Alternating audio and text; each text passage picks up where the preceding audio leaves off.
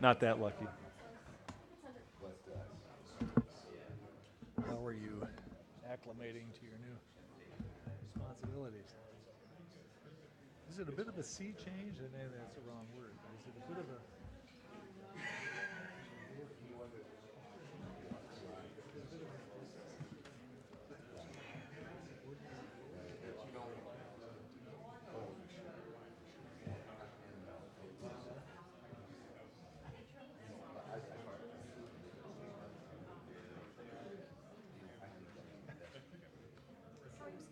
I'm good. How are you tonight? Big group. I can sympathize with that on some level. Plus, But you know, I always told people for hadn't done an agenda or hosted a meeting or then, you know, you're about 2 months. just relegated. Did you have a good time? Obviously, it does reach a point where you're like, It was almost half what I would bump under customer service.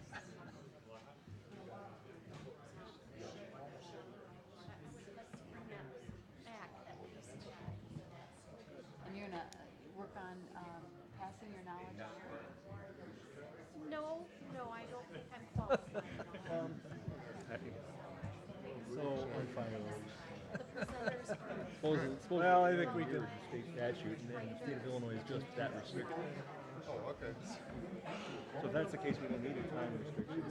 But I also looked up, since we last talked, in 14 you guys passed, and I say you guys because you were here, you know, you passed something that already outlaws fireworks, but you don't define fireworks. Well, I'm glad you. So I'll play it by ear, Tom.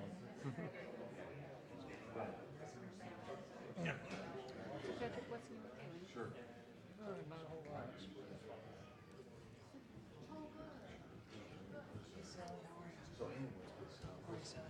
I'm doing good. Mechatronica, not much of a back shop. Sorry. Yeah. Got time to go through it? Got time for me to go through some stuff?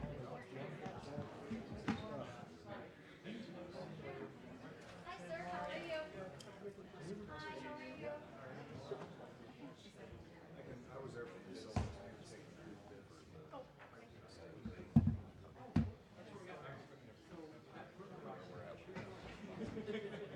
Hey Arthur, how you doing? Good. I'm doing great. To be honest, I got it.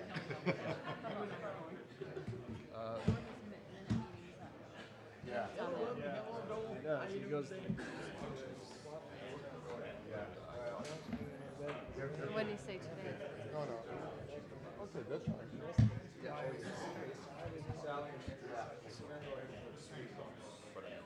Excuse me 1 second. Good.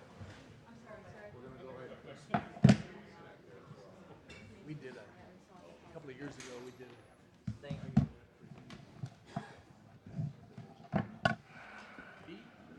I'm all right, Art. How are you? Yeah.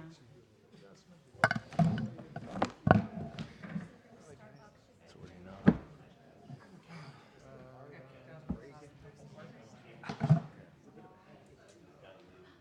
Let's get Oh, come on. Hey, Bob. 1630.06. So I got knocked out again.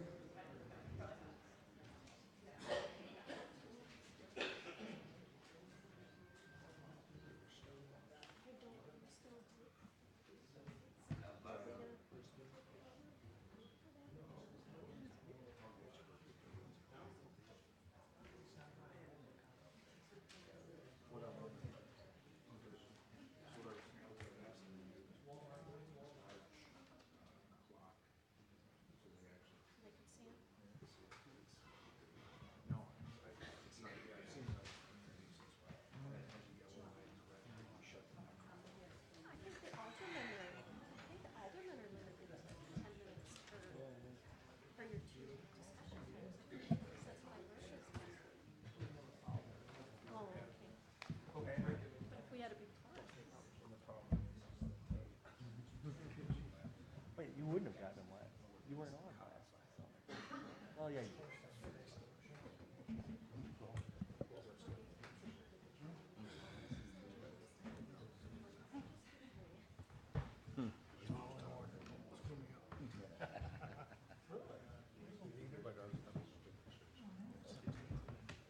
Good evening. How are you?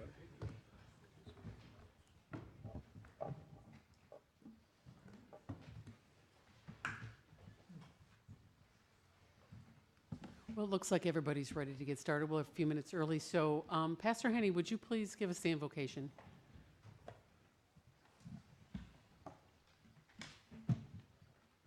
Well, just before I start, I just want to just say what a privilege it is to live in a city like Freeport. I'm a native. I'm originally from South Africa.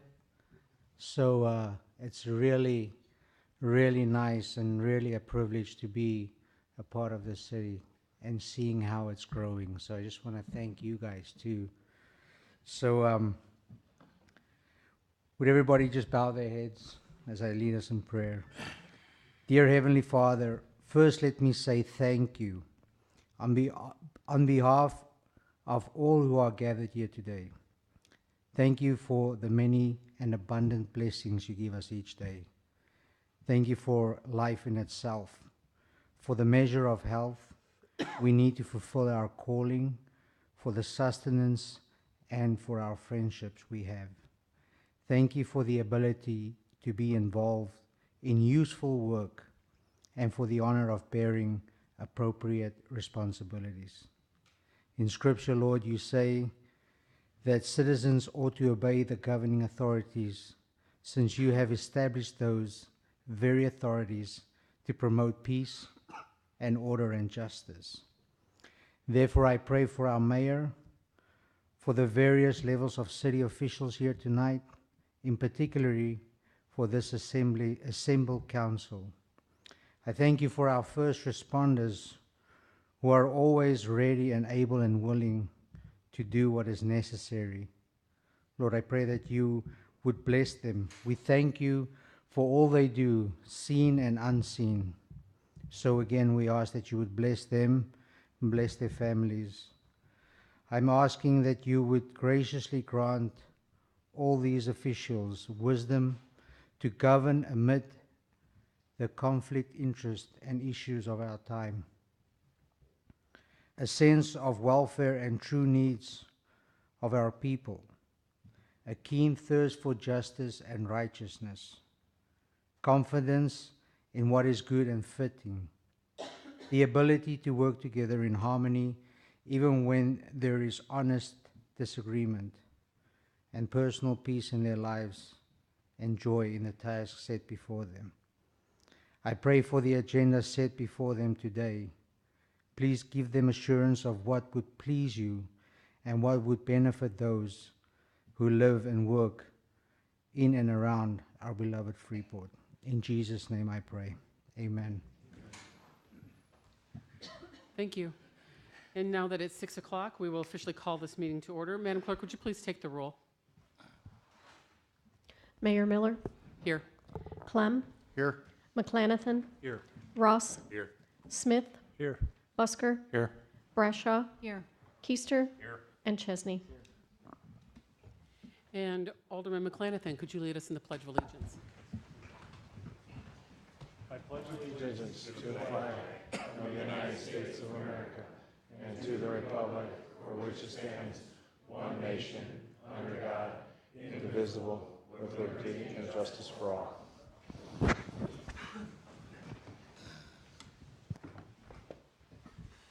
Thank you. First on is the approval of the agenda. Is there such a motion for the approval? So moved. Seconded. We have a motion made by Alderperson Brashaw, seconded by Alderman Ross. All those in favor of approval of the agenda signify by saying aye. Aye. Opposed? That motion passes. Next is the approval of the minutes from October 2nd, 2017. Is there a motion for this approval? So move. Second. We have a motion made by Alderman Keister, seconded by Alderman Busker. All those in favor of approval of the minutes signify by saying aye. Aye. Opposed? That motion passes. Public comments.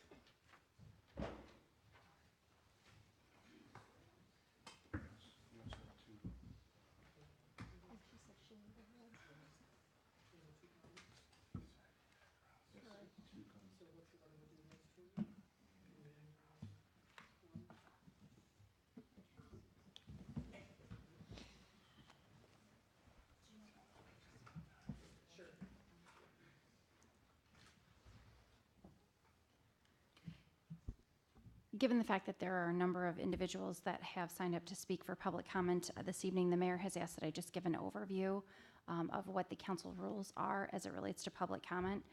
Each member that of the public that comes up to speak is limited to 3 minutes for their remarks. We'd ask that remarks are obviously kept respectful.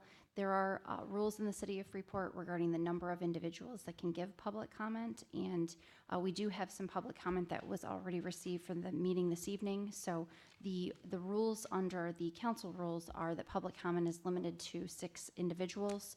So we will take the comments that we've received via email, as well as comments from 4 additional members of the public that have signed up for this evening. We'll take folks in the order in which they have signed up. Also, according to our rules, we have to take a certain number of pro and a certain number of con per an issue. So for tonight, we have the first 3 individuals that have signed up, con for the bridge subject, and then the, it looks like the 5th individual that signed up as pro will be called upon to speak, and the mayor will call upon you after the clerk has read in the other comments that she's received prior to the meeting this evening. Mayor, Alderman Chesney, how many members of the public will not be able to speak? only one. I make a motion that we waive council rules. Second. Okay, so we have a motion made by Alderman Chesney, seconded by Alderman McClanathan to waive that rule for this evening. All those in favor of that motion signify by saying aye. Aye. Opposed? That motion passes. So everyone that signed up tonight can speak on their subject. Okay, first email is from Paul and Margaret Gitz. This is regarding the Demeter Bridge. As a taxpayer, I am outraged that the city would consider using county money to build a bridge for Freeport residents who want a shortcut to Walmart. Please vote in a fiscally responsible manner and vote no on the 2-lane bridge. A pedestrian bridge would be very adequate. Thank you for wisely using my money and voting no on the 2-lane bridge. Respectfully, Paul and Margaret Gitz. The second email is from Clay Schroll. Same subject. I am writing you to recommend that the bridge for South Demeter into Crape Park be replaced with a pedestrian bridge. I attempted to vote on the Survey Monkey, but it had been taken down shortly after the town hall meeting. I am concerned about the added cost of improving the roads on both sides of the bridge, increasing the elevation of the road on the Crape Park side, and pedestrian safety. There currently are no sidewalks on either side of the bridge. The city side of the bridge has very narrow streets and would need to be widened and sidewalks installed. I do not feel building a 2-lane car bridge with limited use would be a benefit to the city or park. It does not justify the sum of money it would cost. It would only save a few minutes of time for those living on the Crape Park side. Fire trucks and other vehicles have easier access coming down Park Street into the park rather than the narrow, curvy streets on the city side. Closing the park would limit those individuals living on the Crape Park side to only one exit. Currently, they have 2 ways in and out of the subdivision. There would be an increased risk to pedestrians entering the park on the bridge. I believe a pedestrian bridge in the same style of the 2 bridges currently spanning Yellow Creek would provide safe access into the park and maintain the beauty of the park. Sincerely, Clay Schroll.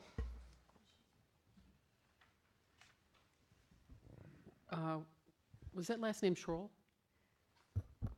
I'm pronouncing it Schroll. It's Schroll. Okay, then our first person is Maxine. Maxine, is this the same letter? No. Okay, then you're next. Please step up to the microphone. Thank you.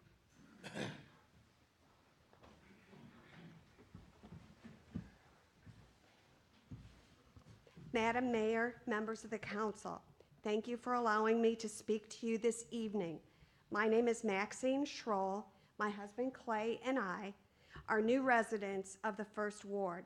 We purchased our home a few months ago for many reasons, but the main reason was the quiet and peacefulness of the neighborhood. We lived on Stevenson Street for 31 years. As you can imagine, the 2 neighborhoods are quite different. We live 2 houses from the Demeter Bridge. We do not want the addition of a 2-lane bridge. We are concerned by the additional traffic which opening the bridge to vehicles would create. We have not met a lot of our neighbors yet, but the ones we have talked to do not favor a 2-lane bridge either. Many of the neighbors are here tonight. Some do not wish to speak. They do wish their views to be known to the council. I would ask those neighbors who do not wish to have the two-lane bridge opened over Yellow Creek at Demeter Drive to stand so you can see our numbers. Please stand. Thank you. My concerns are the noise of the additional traffic and the potential safety hazards. The current streets do not have sidewalks, and many, many people walk in the street with their children, their dogs, and they bike on this street. Additional traffic would put these people at risk for being struck by vehicles. I believe the opportunity for residents to express their opinion was not completely heard by the council. The survey was not up long enough for people to take part. According to my husband, who attended the town hall, the views at the town hall meeting overwhelmingly rejected the building of the two-lane bridge. The infrastructure of the streets leading to the bridge will have to be rebuilt at city taxpayers' expense. Curbs and gutters will need to be added at taxpayer expense. Upkeep and maintenance will have to be done at taxpayer expense. So claiming the two-lane bridge will cost $70,000 less is misleading. Please vote to keep the Demeter Bridge a pedestrian-only bridge. Thank you for your time. Thank you, Ms. Next on the list is David Schneider.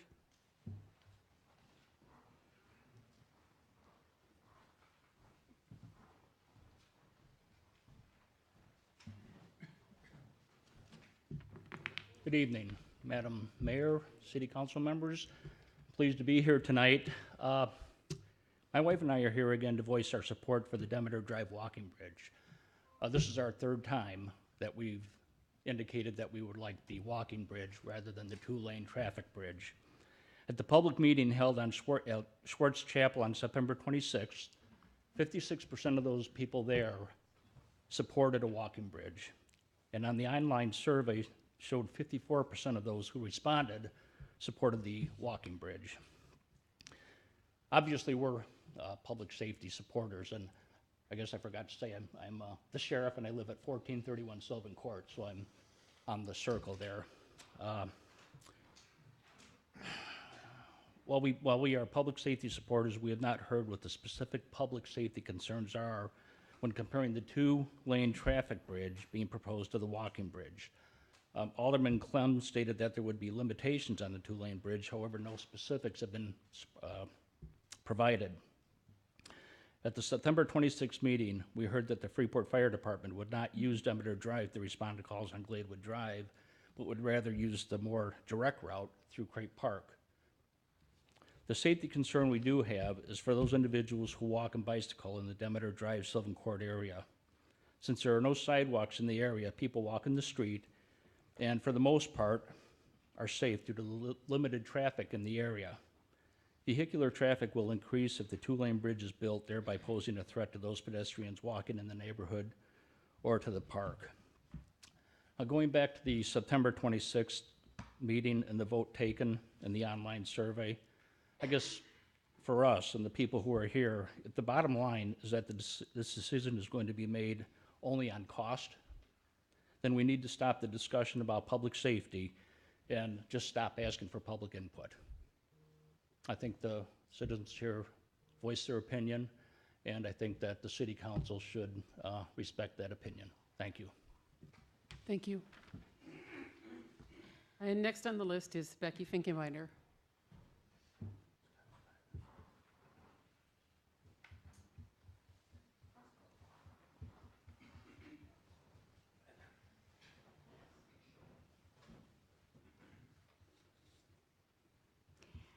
We live at 1808 Sylvan Court, my husband and I.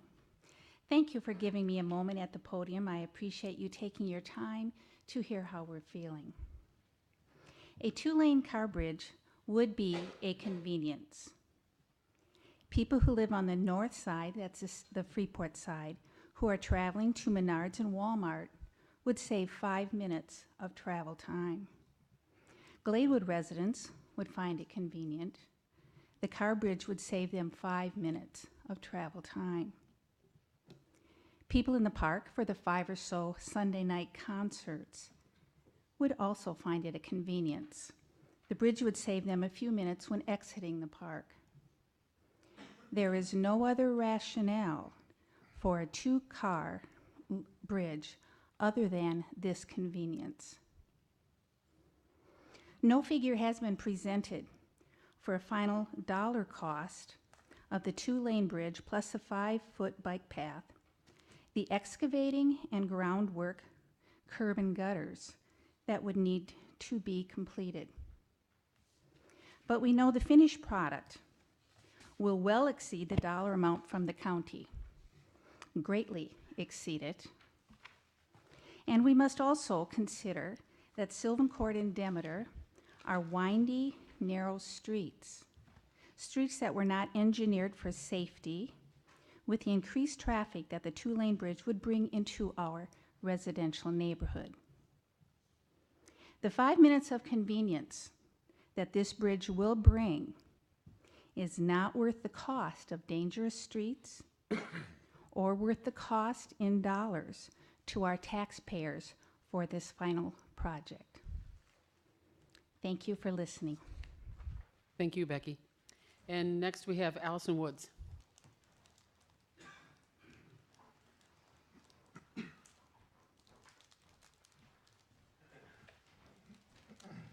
Hello, my name is Allison Woods. I live at 1406 Park Court, so we're right on the end of that bridge. My husband and I and our children live there. So much of what you have heard are my thoughts as well and my husband's. Prior to 2011, when the bridge was open or closed, we had 3 small children, and it was a concern with the cars coming from Crape Park up and around the corner. They are correct, the streets are very narrow and windy. And I guess that is my concern, is the safety of the cars coming around that corner and how fast they go. So we support a pedestrian bridge and would like to hear the option of using a pedestrian bridge there. Is there one available through the Park District at the golf course? I'm curious about that, if that's a possibility. The cost seems rather high, and I think, those are options I would like us to look at. So thank you for your time. Thank you, Allison. And last is Dan Neal.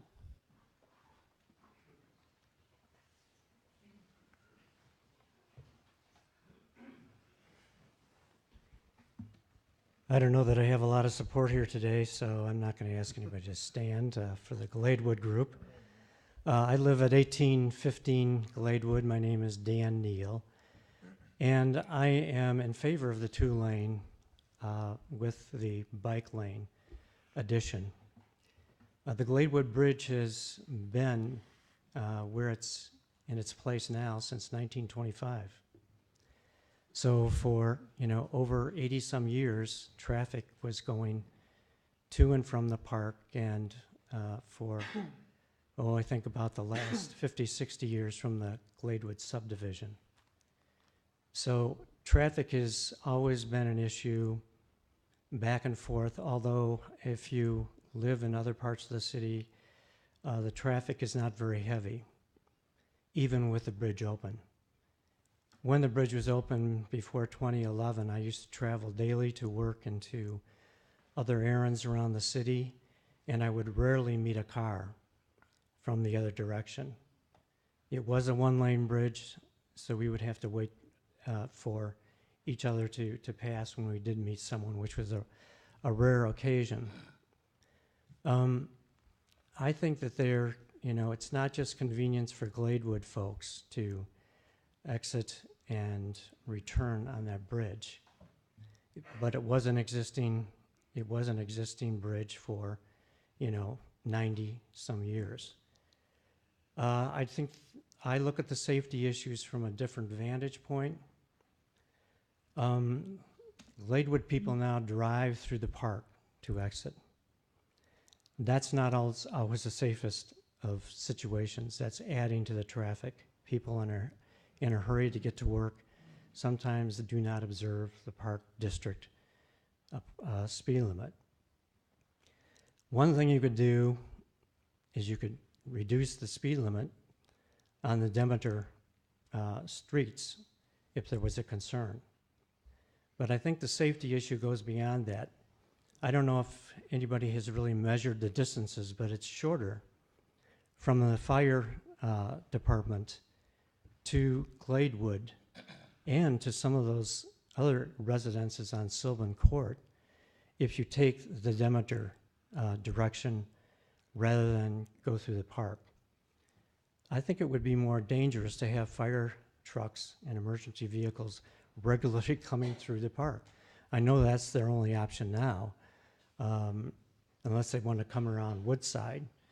But you know, you've got waterfowl, you've got people, you've got events.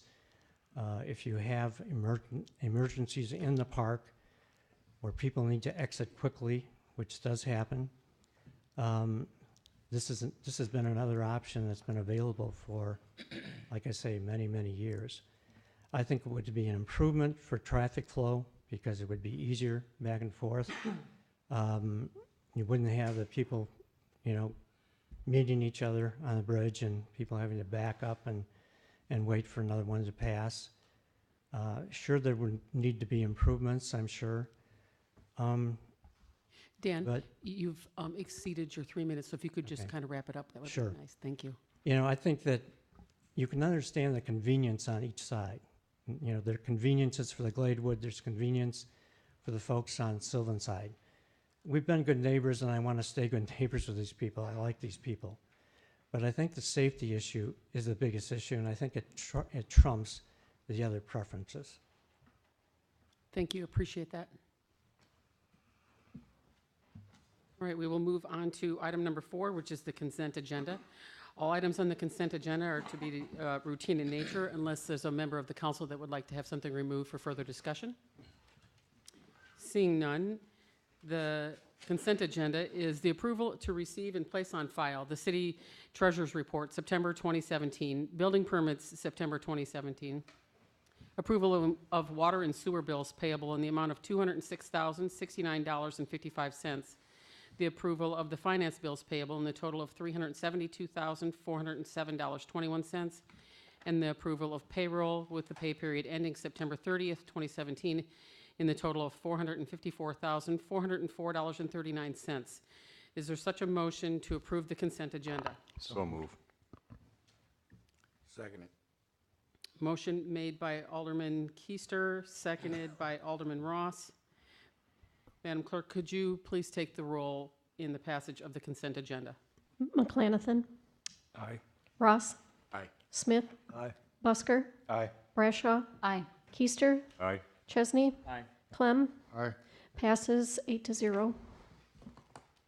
Okay, next on the is the communications to council. We have financial reports for 2017-18 for the period ending September 30th, 2017. Is there any discussion on these financial reports?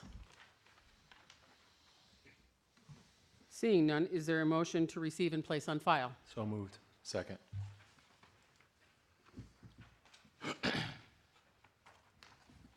We have a motion made by Alderman McClanathan, seconded by Alderman Busker. All those in favor of receiving the financial reports signify by saying aye. Aye. Opposed? That motion passes. Next, we have the recognition of firefighters. So Chief Miller.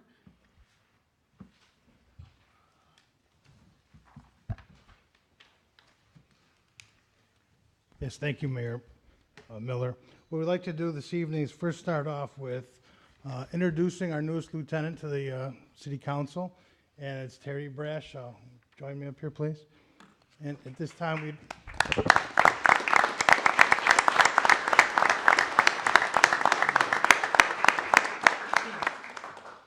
I'd also like to invite Alderperson Brashaw up here, too, to join us. Okay, Terry Brashaw, he joined our department in September 4th of 1990 was officially promoted to lieutenant September 29th, 2017. He had been filling in that role in an acting capacity with all the duties, responsibilities, and compensation entitled to him with that assignment, but now it's official. He's here today with his wife, Alderperson Brashaw. He has 6 children, 10 grandchildren, and various certifications in the fire service. He's currently a paramedic with the department, hazardous materials trained at the technician level, and also is a certified fire officer 1. There's several classes that comprise the fire officer 1 curriculum, so he has successfully attained that status. And also in the past, he was a union president for 4 years. So with that, I'd like to present Lieutenant Brashaw with a certificate of promotion. I'll read it for the crowd and the viewing audience here. Certificate of promotion. This certificate is awarded to Terrence M. Brashaw. Congratulations and best wishes on your promotion to Fire Lieutenant. Thank you for demonstrating the continued commitment required to achieve excellence and success. This is for you. Congratulations.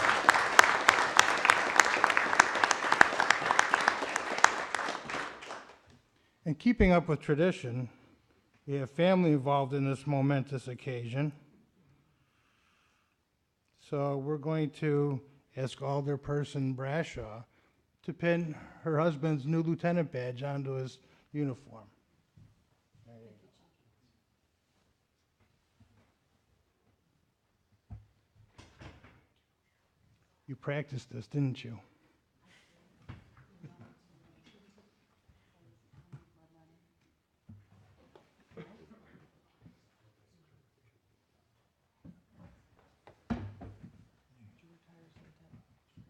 Congratulations.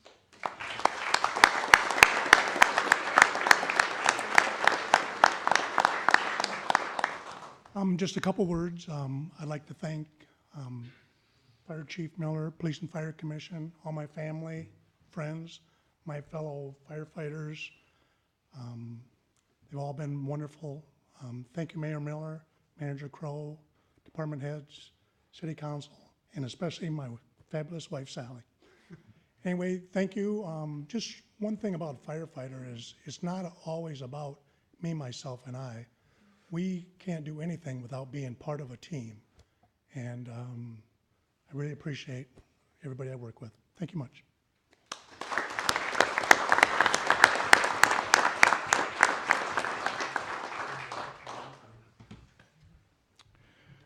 Okay, I guess I'd kind of like to be finished at this point, but what we're going to do now is recognize these firefighters that are here behind me.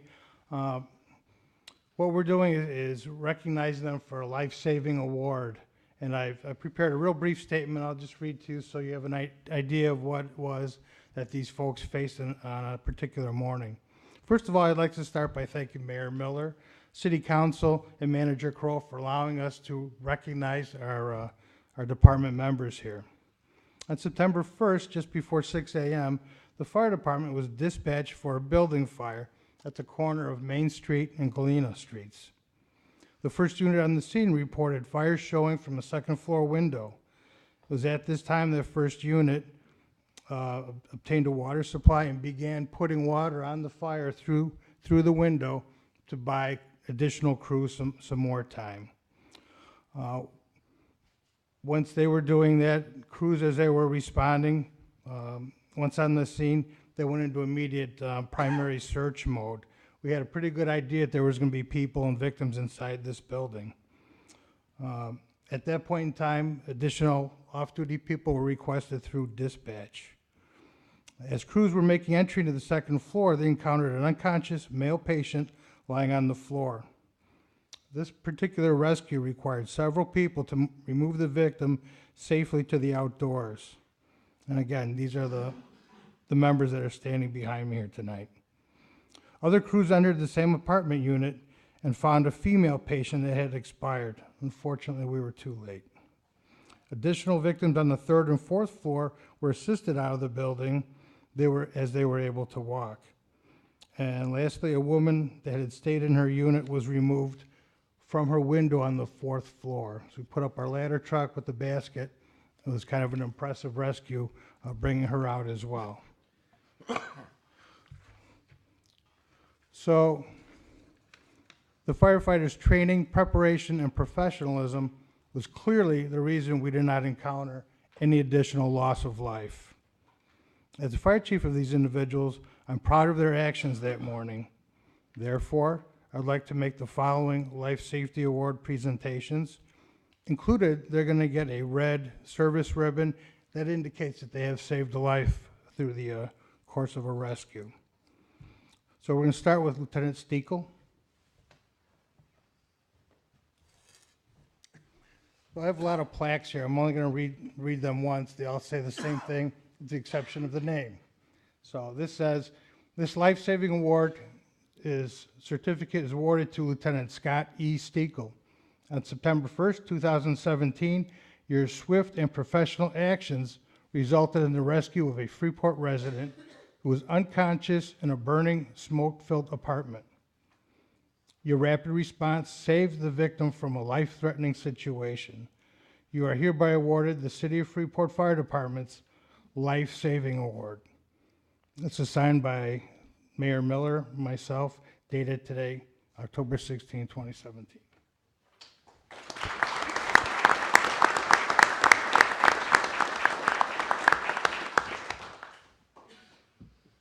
Next to receive the award is Lieutenant Terry Brashaw.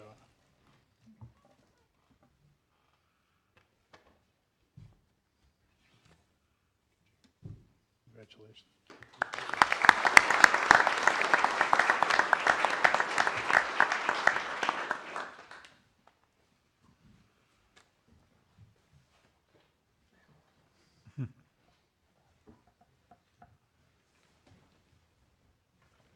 Okay, next would be firefighter Brian Book.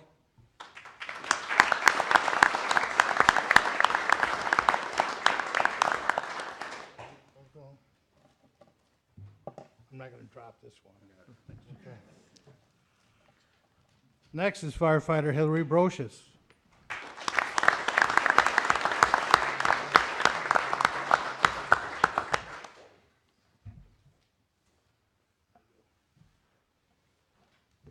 Okay, and next is firefighter Travis Holtz.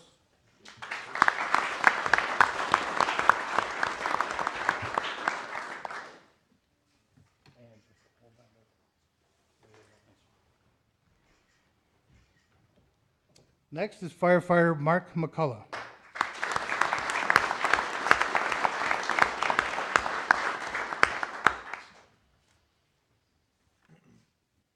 Switching it up here. There we go. Next, firefighter Mike McKenna.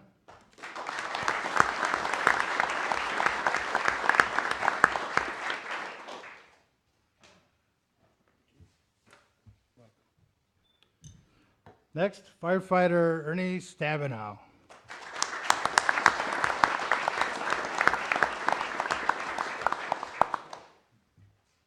You might notice Ernie has a red ribbon he's receiving tonight. He's also wearing one already. He's getting good at saving lives on the fire scene.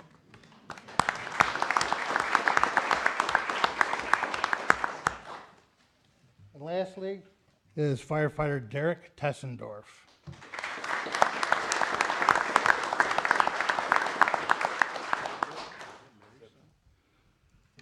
Okay, and just so everyone is aware, all the other firefighters that responded to that particular incident will be recognized at the Central Fire Station, a date to be named very soon.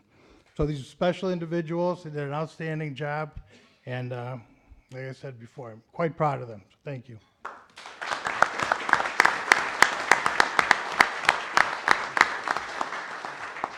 Thank you, firefighters, for your service and dedication to this community. And thank you, Chief Miller, for your leadership. Thank you. Mayor, Yes. if I may say something quickly. Sure. I want to congratulate the guys too. Surprisingly, I look up here and there's only two faces up there that I did not work with while I was on the department, and having worked with most of them, I expect nothing less than what they have done. And I also want to thank Chief Miller, because this recognition like this for what they do with the promotions and for saving lives is something that came with you.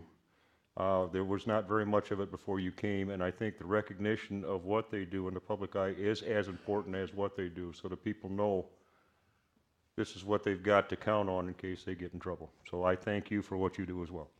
Thank you.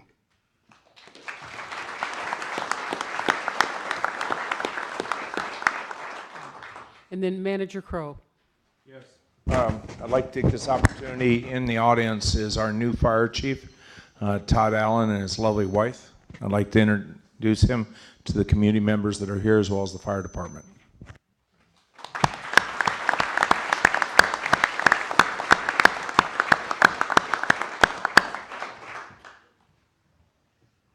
Okay. Thank you, guys. Bill?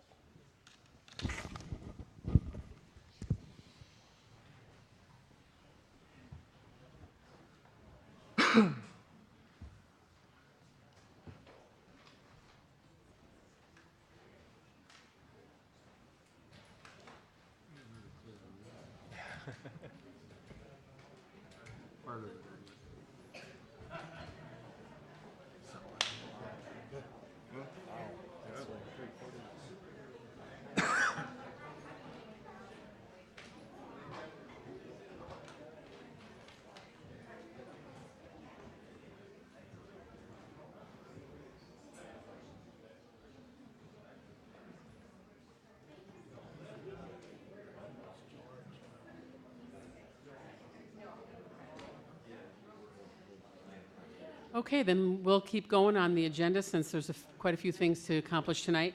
Number 7 is the appointments of boards and commissions, and we have 3 appointments to make tonight, and we will do those in one vote unless there's a member of the council that would like to have those separated out.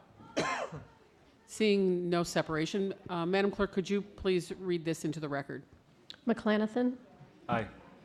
Well, read it in the record first. but Oh, I'm sorry. I will be voting to support them. I really want to rush this along. Acceptance of an appointment of Kim Bolt to the Housing Authority effective October 31st, 2017 through October 31st, 2022. Acceptance of a reappointment of Matthew Moyer to the Planning Commission. His current term will expire on October 31st, 2017. Reappointment effective through October 31st, 2021. Acceptance of appointment of Gwen Shirley to the Housing Authority effective October 31st, 2017 through October 31st, 2022. She will replace Patrick McDermott. His term expires on October 31st, 2017. Thank you. Is there any discussion on these appointments? Seeing none, is there a motion for an approval of the appointments? So moved. Second. Okay, we have a first by Alderman McClanathan, and the second was Alderman Busker. Madam Clerk, could you please take the roll? in the Discussion, appointments? please, if we could. Did you have something you wanted to? Yes, Madam Mayor. Sure. I will not be voting in support of this. I've seen enough things going on with the Freeport Housing Authority over the last few months that I have a great question of where we're going and how we're getting there. But I just want to let you know in advance, I would not be supporting it. Thank you. Any further discussion? Madam Clerk, could you please take the roll on the passage of these appointments? McClanathan? Aye. Ross? Aye. Smith? Aye. Busker? Aye. Brashaw? Aye. Keister? Aye. Chesney? Aye. And Clem, you abstain then? No, I said no. You I- voting no. against? Okay, Yes. thank you. Passes 7-1. Thank you. Item number 8 is the second reading of ordinance 2017-66. Madam Clerk, could you please read this into the record? Revised ordinance amending Part 16 Fire Prevention Code, Chapter 1630 Miscellaneous Regulations, Chapter 1630.06 Fireworks of the Codified Ordinances of the City of Freeport. Thank you. Discussion. Mayor, Alderman McClanathan. it's my understanding that this is taken, and I found part of it, some of these definitions are taken from the Illinois Fireworks Regulation Act. I saw some of it, and then also some for the Illinois Pyrotechnics Act, I believe is the appropriate caption on that one. They use the captions are a little different, and they don't use unregulated novelty fireworks, they use something different, but it gets to the same effect, I think. So if that's the case, we don't need a time restriction. And I also note that you're looking at the current code that we already have basically a blanket prohibition. Now, it was interesting looking at this furthermore. The state of Illinois already is one of the most, probably the top 3 restrictive states in regards to fireworks in the country. Mm-hmm. So if we're mirroring the state law, we're not prohibiting additional things. And again, as I said, frankly, the time distinction is irrelevant. So I'd move to strike in section 2, subparagraph small a, subparagraph 1, the sentence that no unregulated novelty fireworks and approved consumer fireworks will be used between the hours of 10 p.m. and 8 a.m. for 2 reasons. 1, approved consumer fireworks is already prohibited statewide anyway, regardless of time. And 2, I don't think we'd want a time regulation on unregulated novelty fireworks. That would be more prohibitive than the state statute. So I'd make that amendment to strike that sentence. Okay, so we have a motion to strike the time restrictions. Is there a second on that motion? Second. Seconded by Alderman Keister. Is there any discussion on that amendment alone? Mayor? Alderman McClanathan. I'll defer to Alderman Smith first. Alderman Smith. Just a point of clarity, I think that the amendment includes more than just the sentence that restricts the time frame. I mean, Alderman McClanathan, correct me if I'm wrong, but both of those sentences, your amendment moves to strike both of those sentences, is that correct? No approved consumer fireworks shall be sold and used within or without first having obtained a permit of the city, and then the subsequent sentence there? My amendment was just in regards to the second sentence, the time. I stand corrected, I'm sorry. Chair. Alderman Chesney. Thank you. Alderman McClanathan, do you need more time to go over this ordinance so we can bring back a clean version? I don't want more time. Well, no, I don't know. I mean, I was going to ask Attorney Zito if he was here next. I know he did it, and Attorney Sosnowski, I don't think you were working on that one directly. So, you know, I hate to have much more time spent on it, but if they're, you know,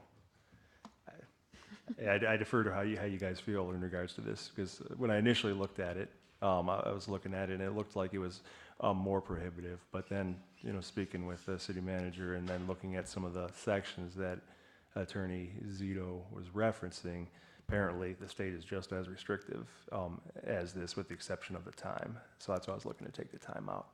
But I realize I'm just springing that on all of you because I saw it recently myself. Follow up? Was that a yes or no? That's a depends on what you guys want to do.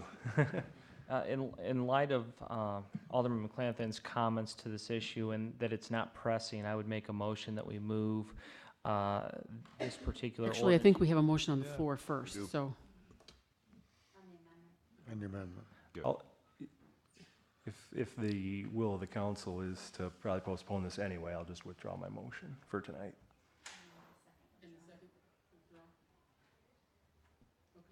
Alderman Chesney. Are we ready now? Okay, great. I'll make a motion to move ordinance 2017-66 to the November 6th council meeting. Second.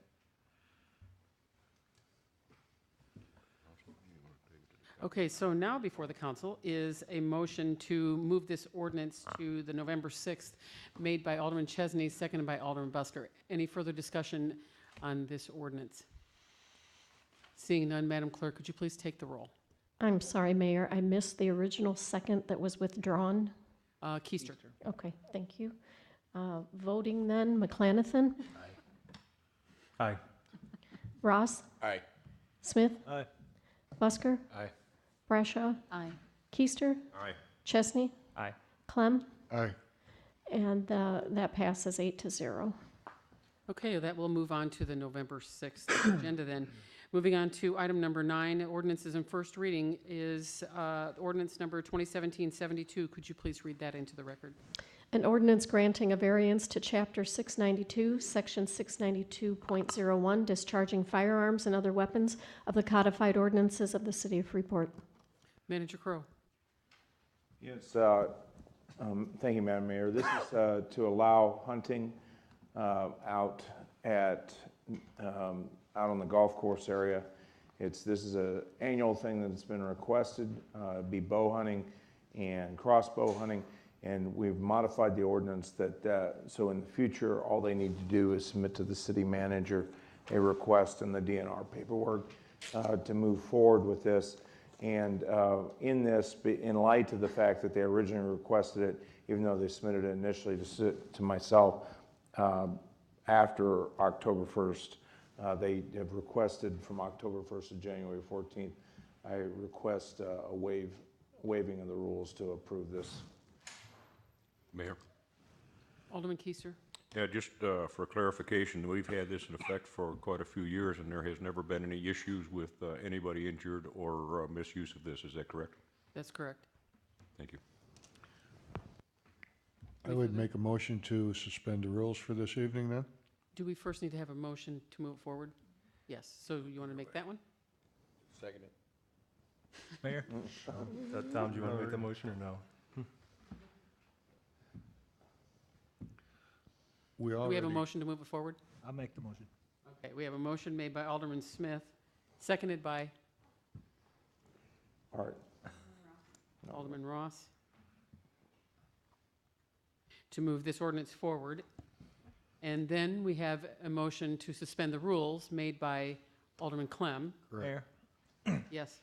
just a point of clarification that before we move on to the suspension of the rules, I think it's important to say that even though we're modifying an ordinance which restricts the use of firearms in the city, that this variance does not allow firearm hunting. Is that correct? This is just for bow and crossbow. So we won't have people out on the golf No, course shooting fire. This is strictly for bow and crossbows. We will not be having people shooting firearms on the golf course. Very good, thank you. I'll second the motion to suspend the rules. Okay, so now before you is a motion to suspend the rules made by Alderman Clem, seconded by Alderman McClanathan, which is non-debatable and must pass by a 2/3 majority.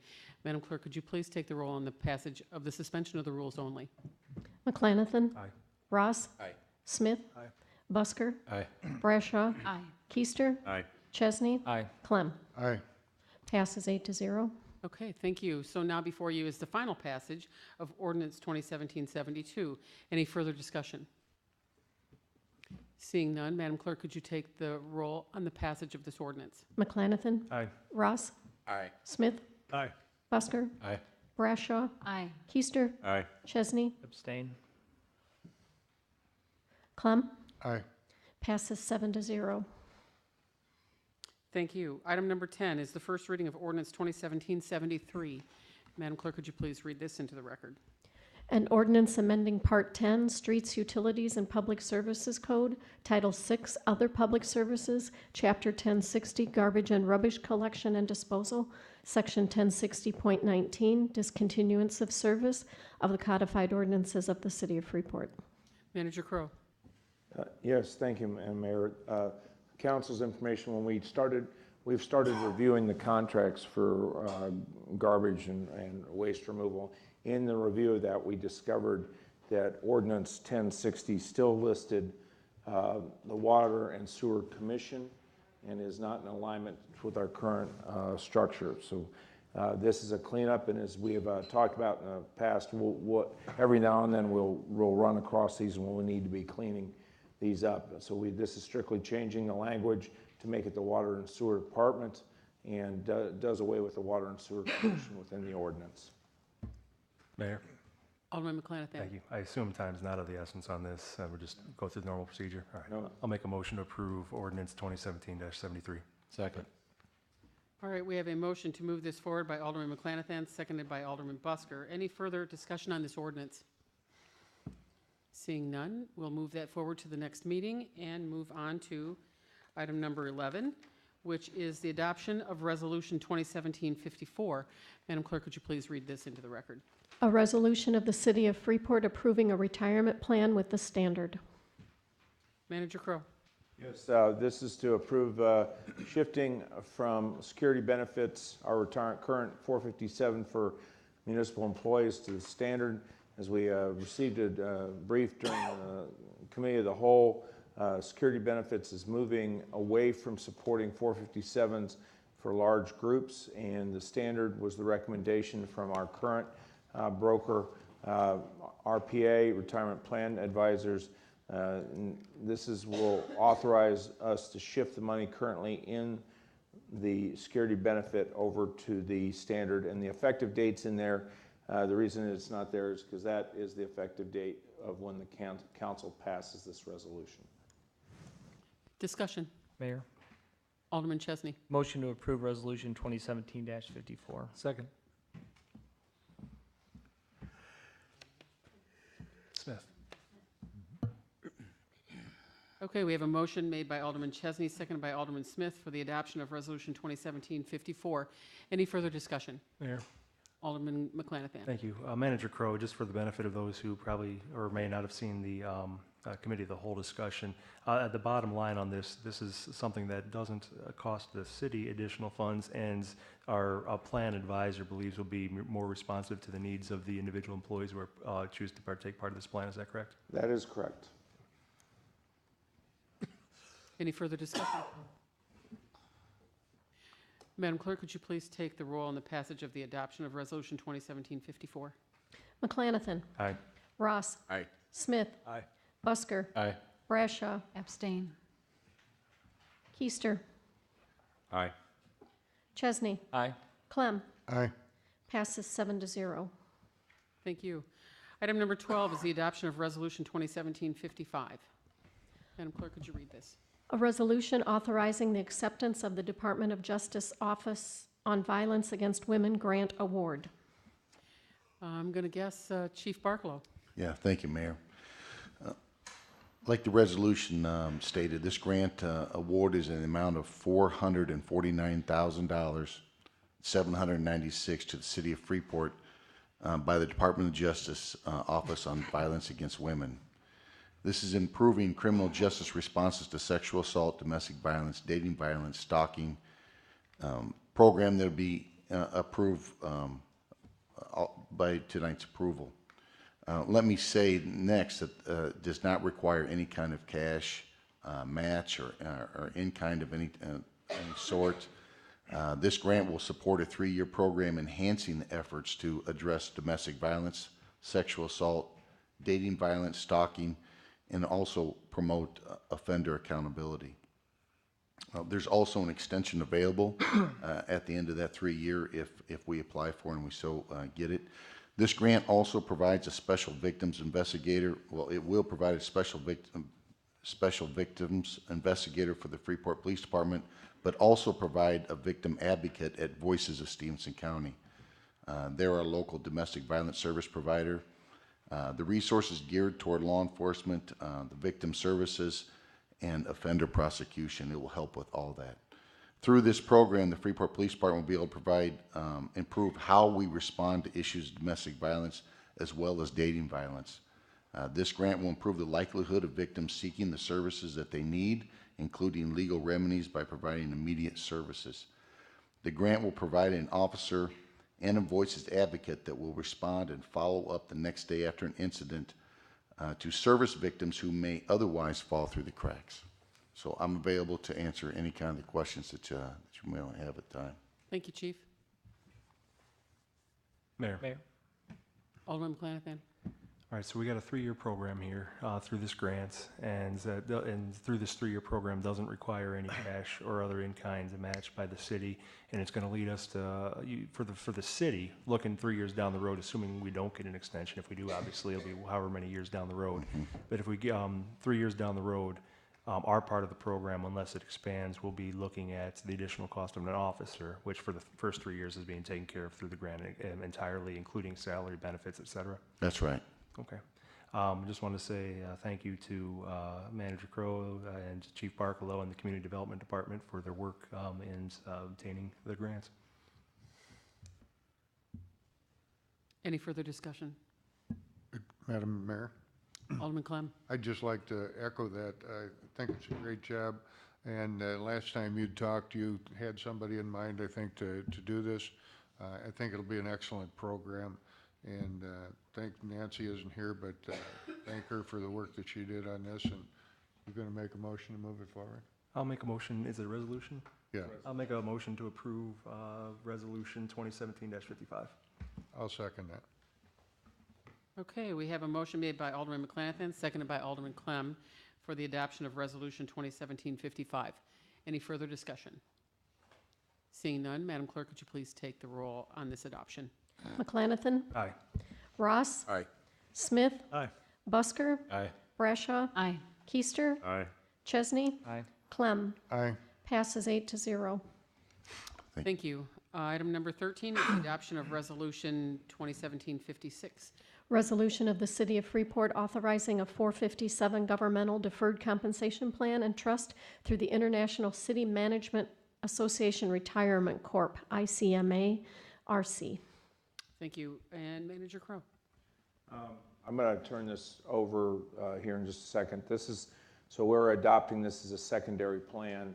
What we're finding is a lot of our professionals that are coming here from other communities are already, this is a plan that they're already, the ICMA-RC is already at 457. It's another secondary plan. It does not cost us any additional money.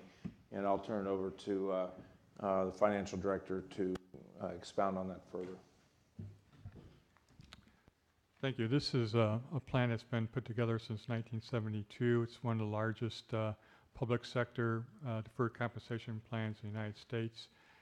It was developed for public sector employees, and they strictly work with public sector employees. Their fees are fairly reasonable, and if not, some of the lowest in the deferred compensation realm. And we have some people on our staff right now that are interested in joining the ICMA-RC deferred compensation plan. And there's no cost to the city. Mayor, Alderman Chesney. motion to approve Resolution 2017-56. Second. Okay, we have a motion to approve made by Alderman Chesney, seconded by Alderman Keister for the adoption of Resolution 2017-56. Any further discussion on this resolution? Mayor, Alderman Brashaw. point of clarification to Corporation Counsel or Counselor.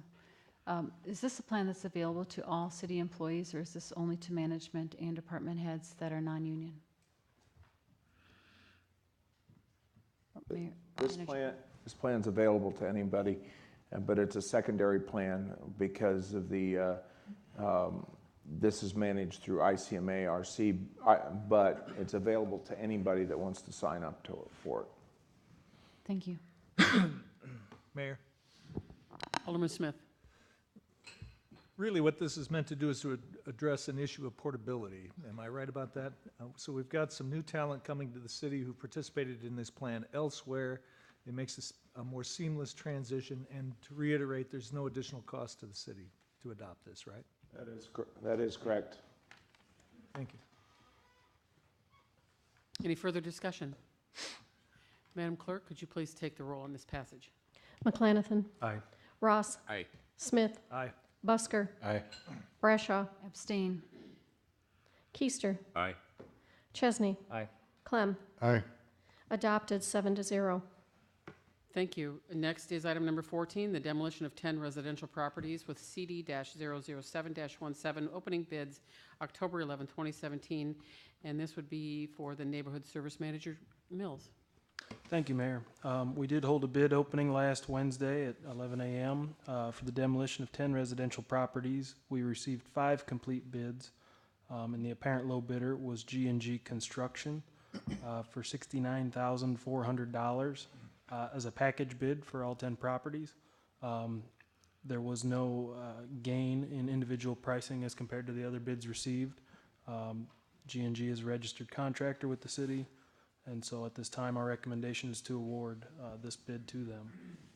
Madam Mayor, I'd like to add, too, if we accept all 10 properties as they are, they gave us an additional $1,000 discount on this, so. Mayor? So that would be for the amount of $68,400? The total, if you total the 10 properties, it was $70,400, and the bid is $69,400. Okay, thank you. And Alderman Keister? Yeah, just out of curiosity, is this money from the city, or is this grant money that's being spent on these? These would be funded by the Fund 36, which is the neighborhood improvement fund that's been set aside for demolitions. Okay, continue, Mayor. Yes. Motion to approve. Mayor? Alderman Ross? Okay, I got two questions. When this company's done tearing the houses down, will they level off the property? Yes, they will level the property, grade it, and seed it. Okay, one more. Behind 15 South Hooker, there's a septic tank. What will they be doing with that? Or had they mentioned it to you? I'm sorry, what was the second half? Behind 15 South Hooker, there's a septic tank. And that goes into the ground. And if they don't crush that in or do anything with it, it's gonna be like a, should we say, a sinkhole over time? We'll address it. I'm not aware that we've run into one before, but I know our specs do call out if one of those is encountered, so we'll follow the specs and make sure it's taken care of appropriately. Yeah, filled in, sealed off, everything. I can show you exactly where it is. It kind of stood out in my mind when I seen it. And something I thought we should bring up. Mayor? Alderman Brashaw? Thank you. I'd like to second Alderman Keister's motion for approval, and then I would like to talk just a moment. I just want to say I was very impressed that they underbid every single one of the properties, because at our last discussion for demolition, I suggested perhaps we cherry pick the bids if possible. And with this, there's no need to. Every single one of their bids is below the other bids, and so I'm in full approval of this. Thank you. Thank you. Any Mayor? further discussion? Who's it? Mayor? Alderman Chesney? Thank you. Mr. Mills, where does this put us for our annual goal of 80? By the end of next Monday, we should be at 45. This would take us up to 55, and we will continue on from there. And we have 4 other emergency demos that will be going on. The goal is by the end of October, we have 65 properties that will have been identified and will be on contract to demo. Are we going to hit 80? We are. I can elaborate even. I spoke to the county trustee today. They're sending the purchase contracts for the 11 of the 12 properties that NICA, our nonprofit partner in BRP2, will be taking down yet this year. And we also will have some other fast tracks, as you alluded to, and other tax sale properties. So wonderful. Madam Mayor. Alderman Clem. Alex, you mentioned that G&G Construction was registered with the city. Have they done demos for us before?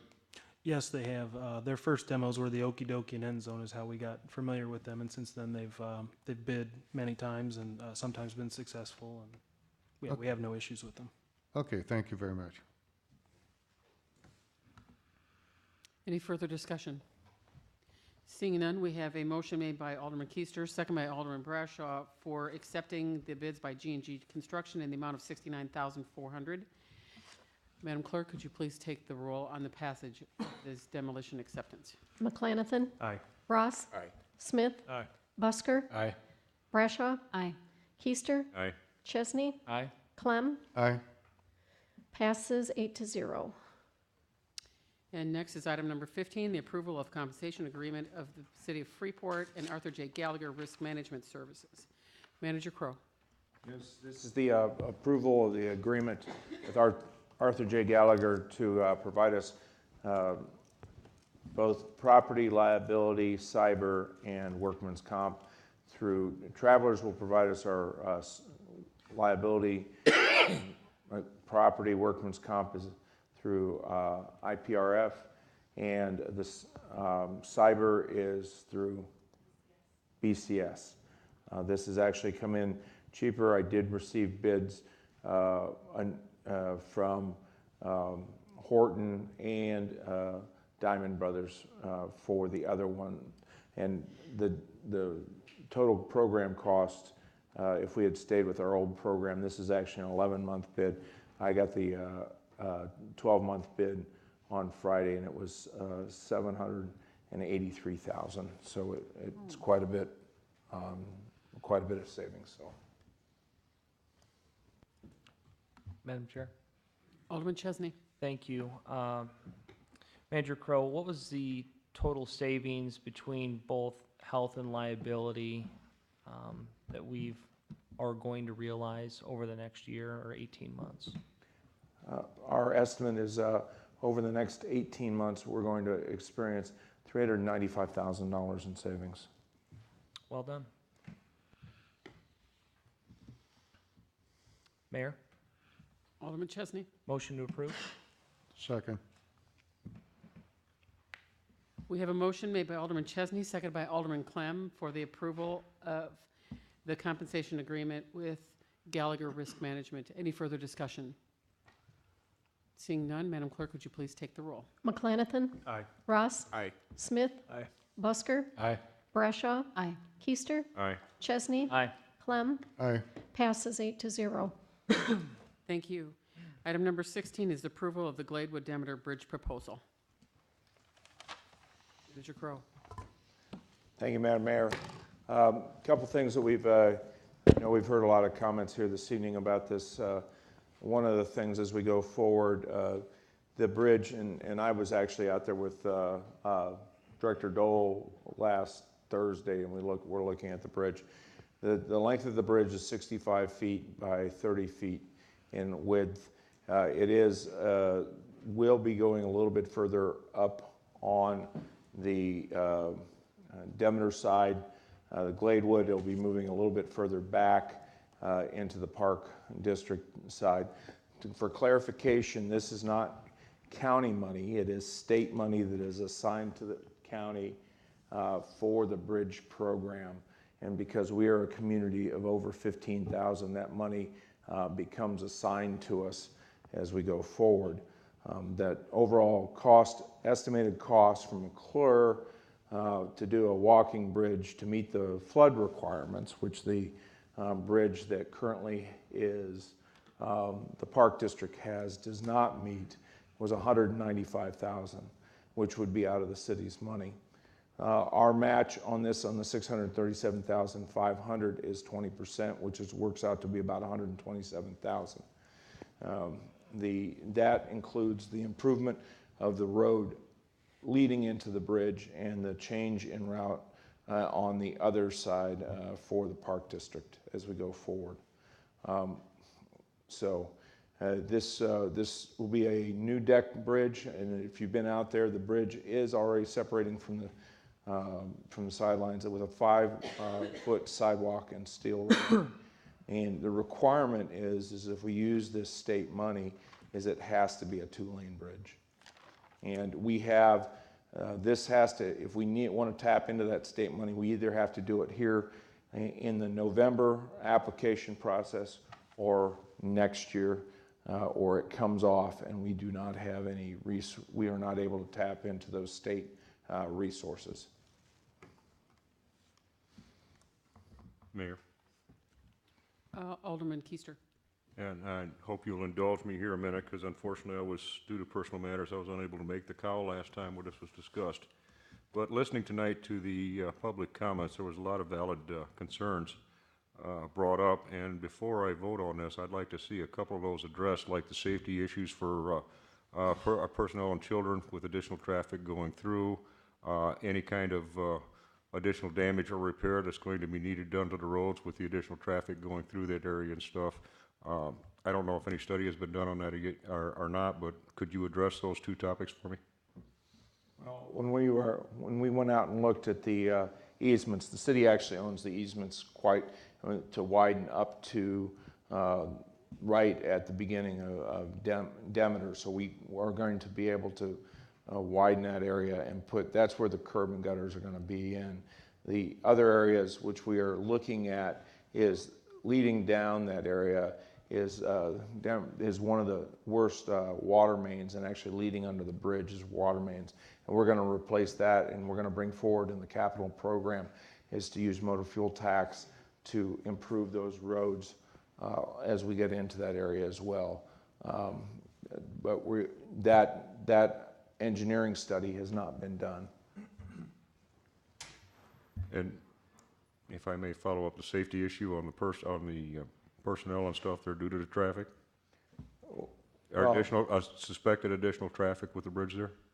Well, I'm going to turn that over I'm going to put the police chief on to discuss it, because as we went forward and made this proposal, I sat down with all of the department heads as well as the park district and got their inputs as well as the citizens' input. So I'm going to ask both the fire chief and the police chief to discuss their issues and concerns as we go forward. Chief Barkalow. Thank you. Pedestrian safety is always our top priority. It's always a concern anytime somebody's in the street and walking.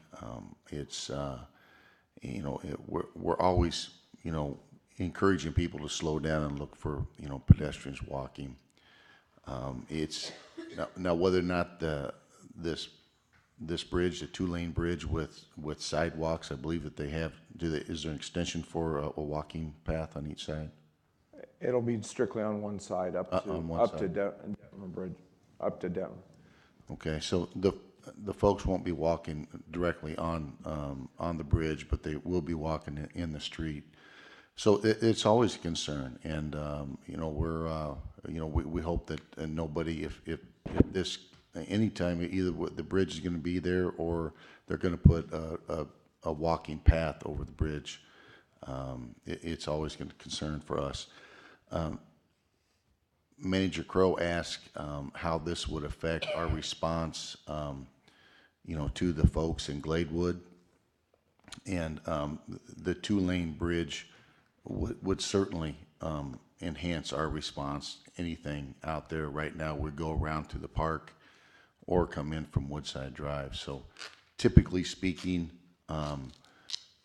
we would respond probably from Empire Street and go down that direction. So that would, and I heard the concerns today, 5 minutes, and that doesn't sound like a very long time, but I suppose it could be if you needed the police at that particular time. So, look, I hear the concerns, and I certainly can understand that from both directions. But as the police chief, I would prefer a 2-lane bridge right there. Thank you. Chief Miller. Yes, thank you, Mayor. I haven't been advised of what the engineering study was or the type of grading that's going to be just before and just after the bridge. So I don't want the decision of this bridge to be based on fire department's opinion. However, I could see it being somewhat beneficial in regard to an ambulance response. But when it comes to fire apparatus, I would lean on the side of prohibiting fire apparatus to traverse that bridge. The ladder truck alone is 82,000 pounds. An engine's full of 750 gallons of water, so there's some substantial weight there as well. Again, would that bridge hold an ambulance? Probably. However, they've got rear bumpers that stick out, so if it's a kind of a steep grade, that might also impact the surface of the bridge and the roadway up to the bridge. So for fire response, I would say maybe an ambulance, but I wouldn't commit a suppression vehicle to that. Final follow-up, Mayor. Alderman Keister. Thank you. And I appreciate your indulgence. Again, there was a lot of good voiced opinions tonight, and I just wanted to get straight in my head, what had studied, had been done on them and stuff. I personally would like to see a 2-lane bridge on there. I remember in my youth going through there on a 1-lane bridge with my parents, but I just wanted to make sure that the public's concerns that were voiced had been addressed and we could move forward with this. Thank you. Madam Mayor. Alderman Busker.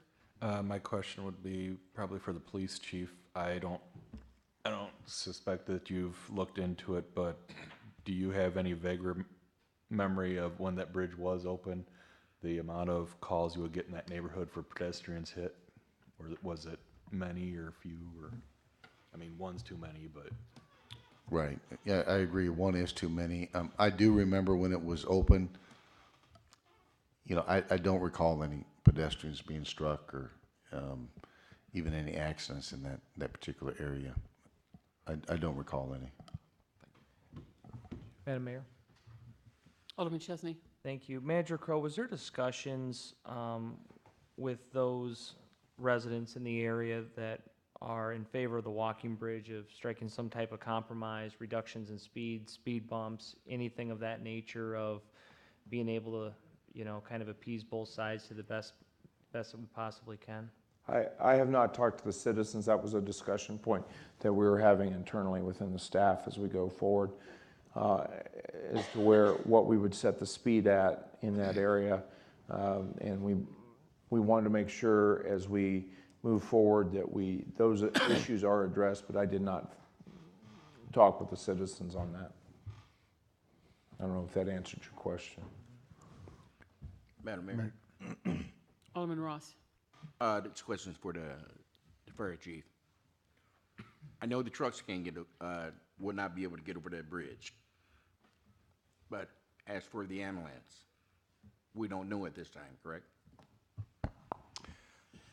I would assume that the construction would hold up to the weight of an ambulance. But again, with regard to the fire department, we're kind of unique. Our fire station's right down the street on Park. So we make entry off of Cray Park access. Also, you know, the area in question, we've had quick response from La Cresta and then back in that way. So again, my opinion is I don't see it to be of, you know, a major benefit to the fire department, but we're just one aspect of this consideration here. Thank you. Alderman Ross, when I talked with McClure, and then when I've also talked to Will Hoffman about this, I wanted the bridge to meet the requirements to allow a ambulance to cross over it. Okay. The state requirements, correct? That's correct. And what is the state requirement? It's to cover the. I think my thing just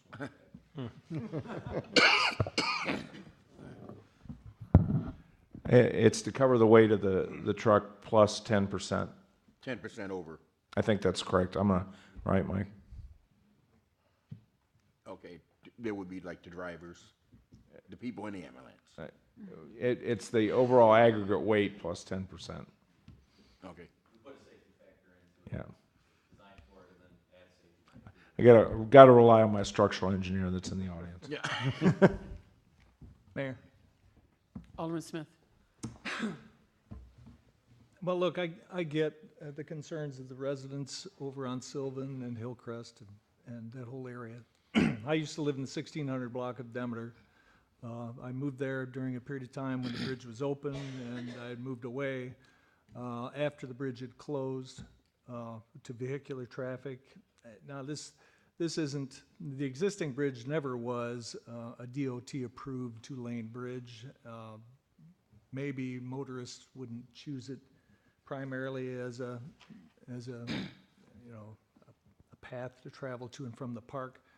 But when you look at the geography of the city, it doesn't strike me that it's much of a shortcut to get to the park when you cut through La Cresta and down Demeter and then snake around through all those circuitous streets.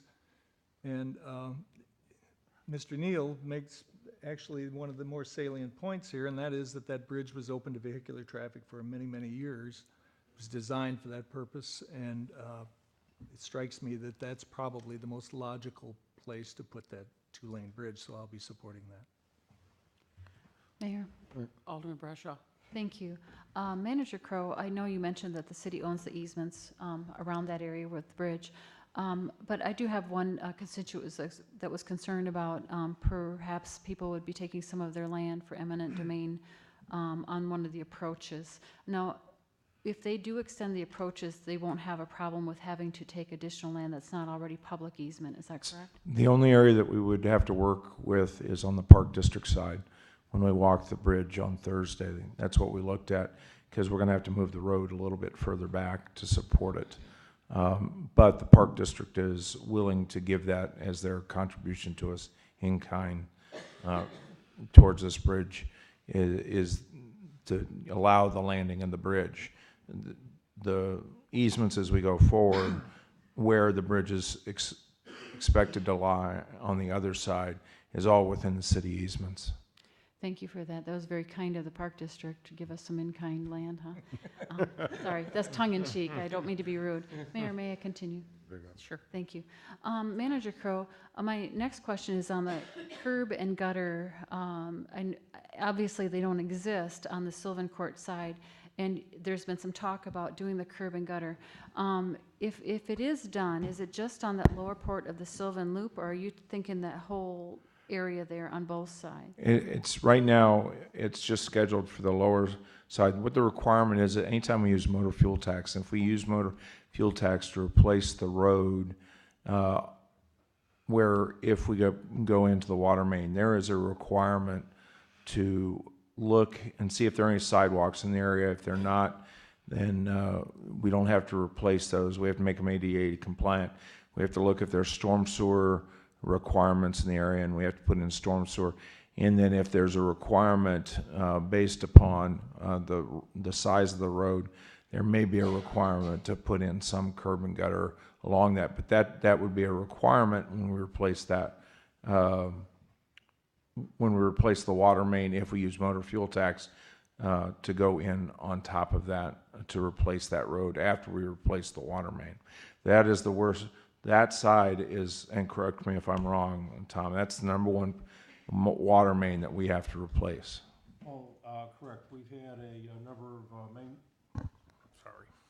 Yes, we've had a number of water main breaks in that area there over the years, and that water main is from 1965, staff has told me. So yes, that is high on the priority list to go and get replaced. Follow up? Sure. That water main, can you tell me where that extends from and how much of the road would be removed, or is this just under the bridge area?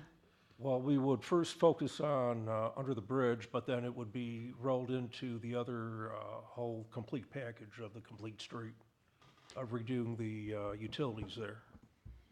The complete street, excuse me, is that Sylvan? The lower loop? It goes back along Demeter. Back along Demeter. And one more follow-up, thank you. If they do this curb and gutter area, will that help remediate one of the runoff problems we had on the lower loop of Sylvan Court? You know the one I'm talking about. No, it will not, because the issue on the runoff on Sylvan Court is the location. Is literally because it sits at the bottom of all the water, and that's where all the water is running down through that area. There would have to be some type of retention pond put into somewhere along through there to complete.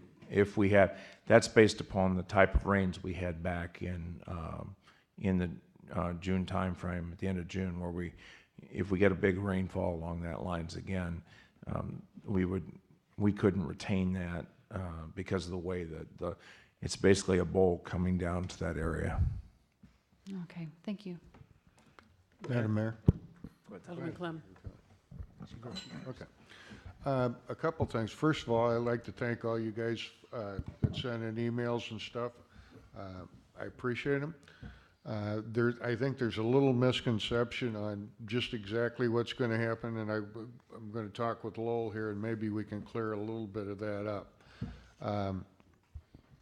I also was around when this bridge was open.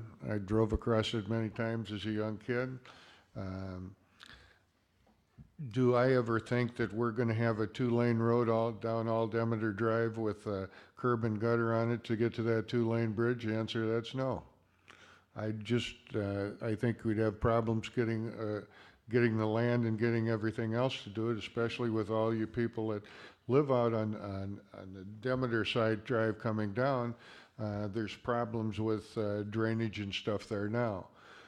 As Lowell mentioned, one of the big factors here is how the how the main is replaced and how the road is replaced and what funds are used to do it. Because if federal funds are used to do it, yes, then you're required to do so much. If city funds are chosen to do it or are there to do it with, then it can be done differently to accommodate some different things. I think that Andrew really hit a good point here is let's talk about and see what we can do with some speed limits, some speed bumps, anything that might enter into the picture to help matters out. Because we know currently there are no sidewalks out there. And at least in the Demeter side, Sylvan side, I don't believe there is either. Is there, Chief? No. So there are issues on people walking now, without a doubt. One of the things keep in mind when Tom mentioned about the pipe being 1965 in age, it doesn't sound like that old for all of us that have been around a little while, but keep in mind that's the spun cast pipe that we're having all the problems with. The major areas where we have problems with pipe is pipe that was installed from the 1950s to 1975 in that neighborhood, and that's where the problem starts out at. I would be in the support of the two-lane bridge, but I have to tell you guys, you brought up a lot of good points. You've done it very well, and I think we have some things to take a look at as we move forward. One of the things I had asked for and that Lowell was trying to get was a rendering of the bridge to see what it looked like, just a picture so we can say, here's this. The only thing that was available a number of years ago, we took a look at, when one attorney that lived there in Gladewood, Plager, mentioned a covered bridge there, a covered type, one lane, small access for pedestrian and biking and that kind of stuff. That goes back far enough. It's just after it was closed and there was possibly funds available for that at that point. Well, needless to say, now we're in a position where there isn't a whole lot of federal funding from any place. But I appreciate what you guys have brought forward, and you've done your homework, you've done a lot of good work on it. We really understand your concerns, and I would never say that we want to put a two-lane bridge in it tomorrow, leave it the way it is, and not do anything different, because the whole area there, as far as traffic and everything else, leaves something to be desired at the moment. Madam Chair. Alderman Chesney. Thank you. I pose a question to my colleagues, Alderperson Bradshaw and Clem, because the only thing that I'm wrestling with is through the committee of the whole, it went through relatively easy. We are going to yield cost savings compared to the walking bridge. We have staff approval. We have park approval or support, city manager's support. This is also precedent. It appears that the majority of the city council is going to support this, as well as the mayor. My only hang-up is there's still 58% of that area, 56%, that still is not wanting it. So how do we respond that this is still contrary to the majority opinion that have both been polled by city polls? These aren't. So I guess how do we walk around that this is not the majority of the public opinion for those that we've reached out to? Could I, okay to answer? Alderman Clem. You bring up a good point, some good points. I'll use the example, the same thing as the old City Hall. The same thing came in at City Hall. It came in at 52%. Is that a landslide? No, is the answer to that. One thing we're missing here as we talk about the cost of this bridge, please keep this in mind. We're talking about $70,000 difference. We aren't really talking about $70,000 difference. We're talking about one bridge is $600 and some thousand that we have to pay X for, but if we put in a single lane bridge with a bike, we pay 100% of that cost. We bear the whole burden on it. We get no money from anybody. My fear is, you know, and I was sitting and thinking about this as you guys brought up these points, is I sit there and think if we put a one-lane bridge in with a walking path across it, you know, like currently, let's say similar to what we have now, we've absolutely missed the chance of ever doing any kind of upgrade in the world to the roads out there. You know, I mean, if we're happy with the way it is now, and basically it's real simple. People on the one side of the bridge say, I don't want the bridge. People on the other side of the bridge say, I want the bridge. I talked to Steve Spudich this week, and he gave me a different scenario on this, which is honest to God truth. That bridge was there long before Gladewood was ever there. You know, so I mean, is it the Gladewood Bridge, and is it totally for Gladewood? And the answer to that's no. I agree with what Bob said when he was talking about the one email said, well, it'd be just to get to Walmart closer. Well, you know, if you live in Gladewood and you duck out the back way, you're on Forest Road and you're at Walmart. You know, you would be absolutely be seeing no savings going through the other way. You know, could I see if you worked at Freeport Memorial Hospital and you lived in Gladewood, would it be nice to drive across the bridge in the morning, shoot up Harlem, and away you go and you're at Freeport Memorial? Yes. I don't think this is going to be, I guess maybe my look on this is different than yours, and that could very well be. I don't think I see it to be that much traffic. Now, I know it's going to increase. There's no sense in any of us kidding each other that it isn't going to.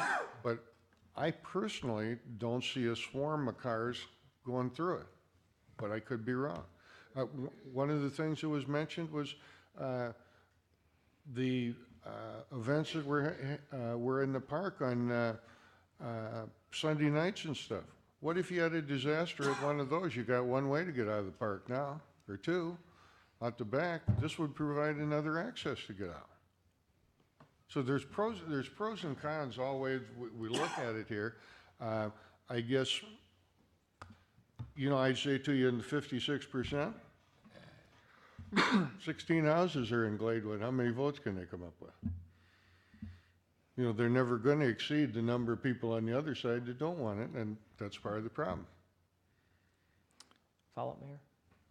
Sure. Thank you. And then what is our response to the contingency plan, or, you know, that I spoke of earlier when it comes to, you know, striking some compromise or agreement with lighting, speed bumps? When is that conversation going to play out so we can see the full scope of the picture to maybe draw some ease to the situation? Because what generally happens is we say, yeah, we'll get to it, and then the bridge goes up, and then we're reminded for our failure of never getting to it. So what does that process look like? So what my plan was is once we get an improvement, then we start to go forward to start into the design phase. And when we get into the design phase, I'm going to go back out to the neighborhood and say, what do you want? And I'm going to talk with the engineers as well and design to make sure that we capture that, the safety concerns, plus talk with the police chief and Director Dole into this and make sure we set the proper speed limits as we go forward, bring those back to council, and make sure that everybody that's in the neighborhood is involved in the design of this bridge. You know, once we get the understanding that there are engineering requirements, but I want their input into how we design the approaches and design the roads, understanding that we do have to weigh in cost involved with that as well, but work with those to bring those back to City Council. Final comment, Mayor? Mm-hmm. And then what are we approving tonight? There's a few numbers that are out there on McClure's estimate. Is my understanding just the engineering fees is up for approval tonight, or? No, all this does is it's going to allow us to go forward to submit the documents to the state to get us on the bridge program. And I'm actually going to bid this out between McClure and Willett Hoffman to go forward. They're the two major bridge workers and bridge design teams here, and see who we get back the best as we go for engineering. is not a requirement when we initially submit for the engineering bridge, for the major, this is not a major bridge program, for the state bridge program, to do the initial design for it. All they do is look for the estimates as we go forward. So that once we're on that program, once the money's assigned, then we have to start into the engineering. So that's all we're looking for, is the approval to go ahead and submit this, because once we submit it, if we turn it down, we'll never get the money again. Thank you. Thank you, Mayor. Mayor. Alderman Brashaw. Thank you. Manager Crow, I see that if it's a walking bridge only, our share would be $195,000. And at this first estimate that we have from McClure for $637,500, with it being state money, are you saying if you go out for bids, we could possibly lower that amount? Well, always there, what it is it's an engineering estimate. And what happens is that at the state bids, when we go for engineering estimates, what is the excess? You're only allowed to exceed 10% of that. And that's the maximum allowed. So there's always a chance.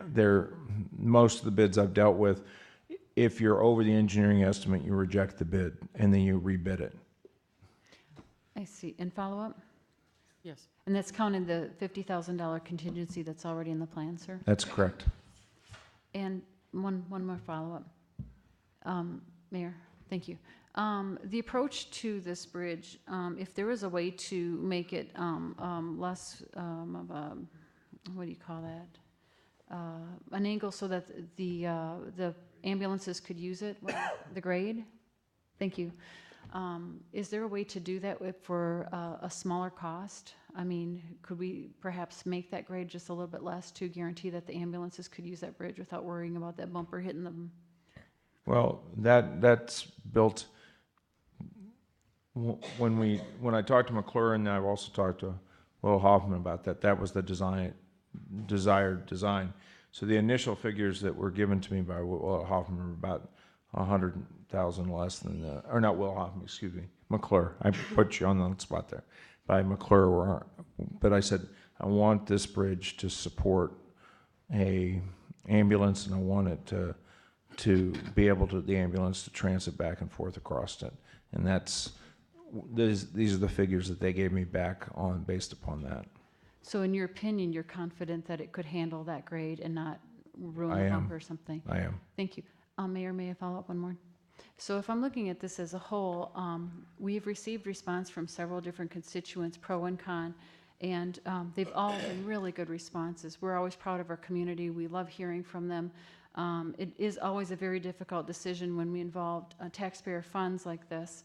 My number one goal was public safety, not necessarily aesthetics or walking path as compared to car paths.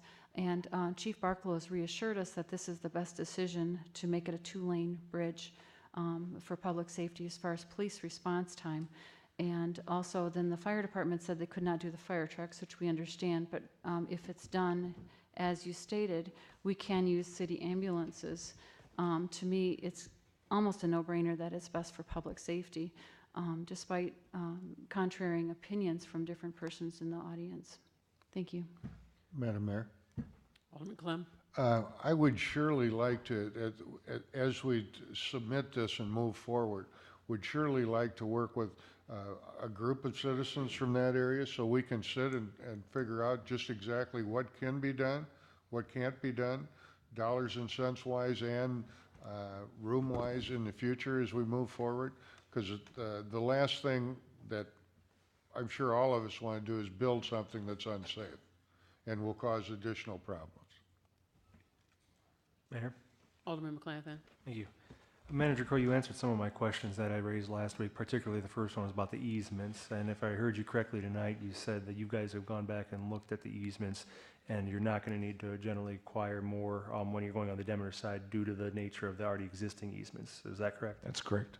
And then another question that I didn't hit on it very well last week, but was in regards to what are potentially some of the additional costs. And we were talking about the state of the roads going up, and I'm very familiar with them. Used to run them a lot back when I was over on McKinley. I get it, and they've only parts of it deteriorated. I know you patched it, but walk with me down this part a little bit. in regards to the roads going back out into the area, and obviously, I don't think the water and sewer is going to encompass all of the roads. No. But your statement is that regardless of whether we had a walking path or a two-lane bridge, there's going to be substantial work done on the water mains in that area, requiring obviously road rehabilitation, whatever you want to call it, on that. And that, again, that's irrespective of what plan we use, that those funds are going to have to be committed. That's correct. Okay. The one issue is, why we're looking at this is that part of that section of that water main that has to be replaced is the one that runs underneath the bridge. And that's part of that project. That's correct. Is there any additional new topic that anybody wants to talk on this? If Madam not, is there a Chairman. motion for approval? I would make a motion to move the two-lane bridge forward for the Demeter Bridge proposal. We have a motion for approval on the submission of the Gladewood Demeter Bridge proposal. Is there a second? Second. Any further discussion? Mayor, Alderman Smith. one more thing. Is the property on the park side of this bridge the Park District's property, per se? When I've had that discussion with Jack, that's what he informed me, as that property over there is theirs. Madam Clerk, could you please take the roll on the approval of this proposal? McClanathan. Aye. Ross. Aye. Smith. Aye. Busker. Aye. Brashaw. Aye. Keister. Aye. Chesney. No. Clem. Aye. Motion passes 7-1. Thank you. Next on the list is the approval of Willett Hoffman and Associates for professional services regarding the Raleigh complex. Manager Crowe. Yes, thank you, Madam Mayor. So we've had a request. We have two different developers that have come in and looked at the Raleigh buildings, and they have a concern dealing with the concrete in the floor of the building. I have Mike Leslie here that can talk to about some of the things they're going to do. So this is an initial assessment of the structural nature of that building, of those two buildings.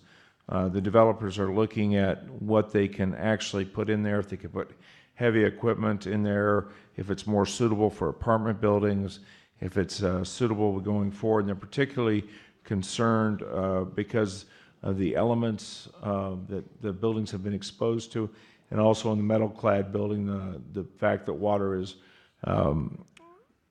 is being kept within the building, and the exposure to the elements. So this, the proposal is to do the initial site assessment, do some initial soundings, and I'm going to ask Mike to step up, talk a little bit about what he's going to be doing in this, and so we can get these two buildings pushed out to be redeveloped. Thank you. Yeah, the plan is to do, as Manager Crowe said, a visual assessment. We'll do some preliminary sounding, and we would be using a sub-consultant to help us out and do some radar scanning of some of the floor slabs in particular areas, just to try to get a rough idea of what the reinforcement is. There's no plans available for those buildings, so we don't know thickness of the slab, what size and spacing the reinforcement is, so it's hard to do an actual load rating, which is ultimately what I think the developers would like to see.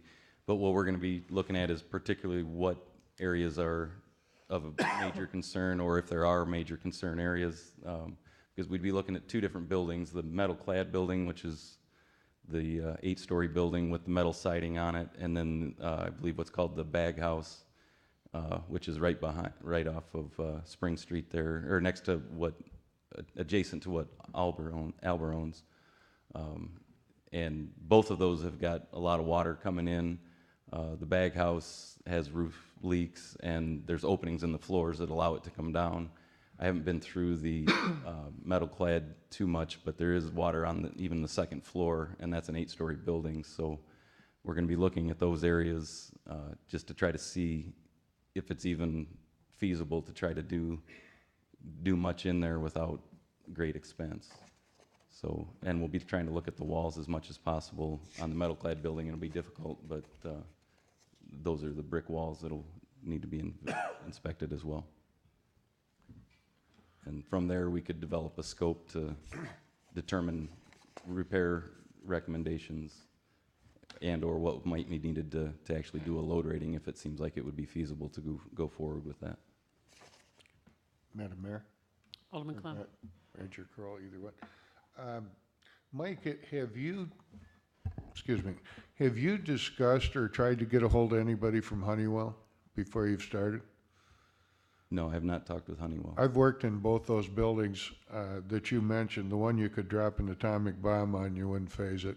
But there are still guys around for maintenance that were in that period of time that could possibly either, it would be worth a lengthy phone call, or else they may be able to tell you where at Honeywell that floor plans and stuff exist, because all those floors were used for manufacturing. In fact, I think the 8-story building was used for a whole bunch of storage and stuff. So there might be some information around on it. Okay, we'll check. And I could help you if I could, you know. Now, what we did present to him is that Fairgram did the remediation, supervised the remediation on the buildings.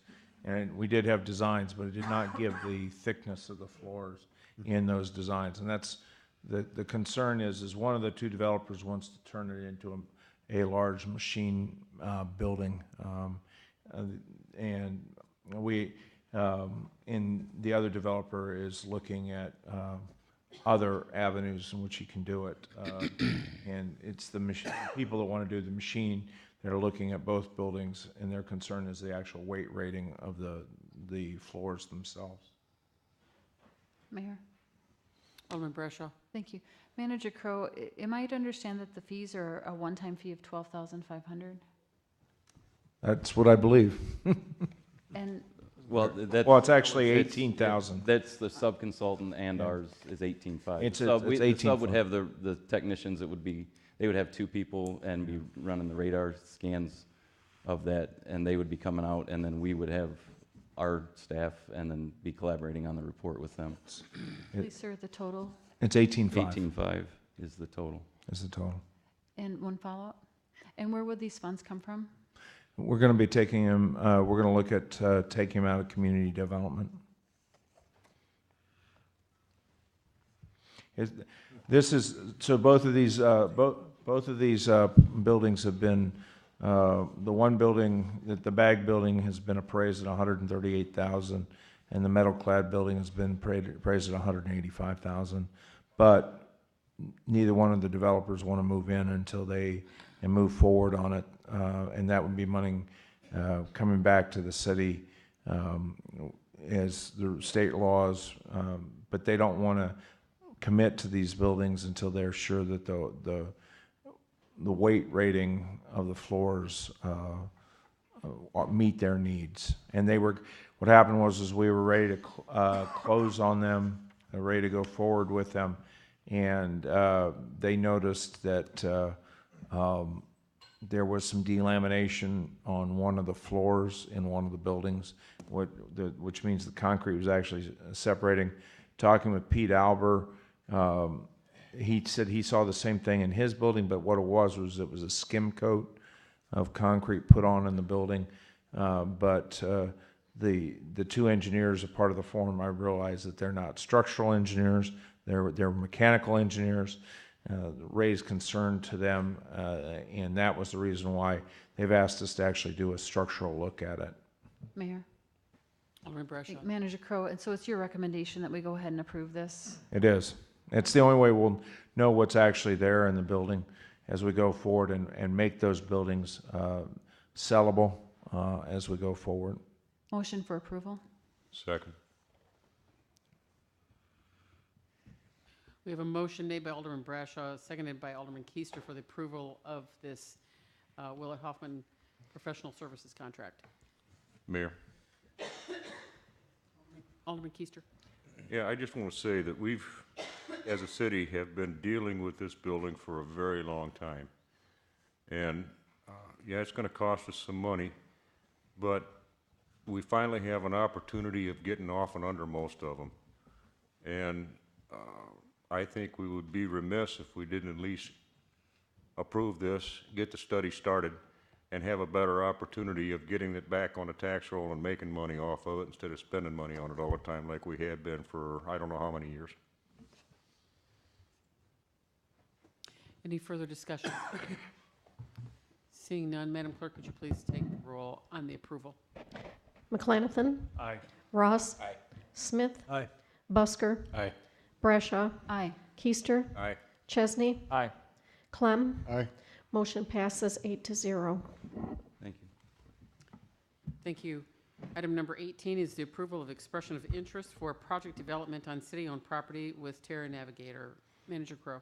Yes, this, so Terra Navigator is interested in looking at the feasibility in doing a project out at at our landfill site. They want to come out first week in November and site it.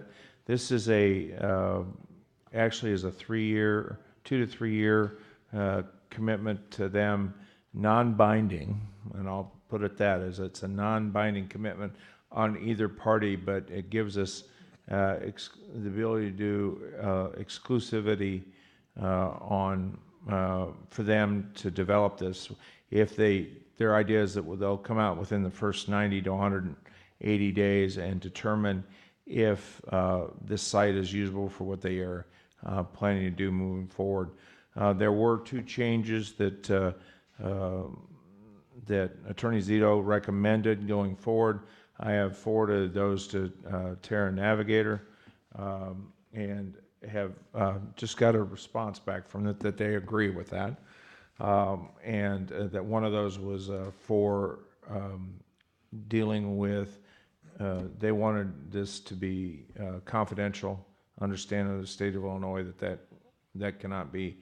And the other one dealt with some language in the contract that they have agreed that they're willing to waive, dealing with the project, basically indemnifying them for any damage to the cap. If they damage the cap while doing the inspection, it falls on their responsibility to repair that cap.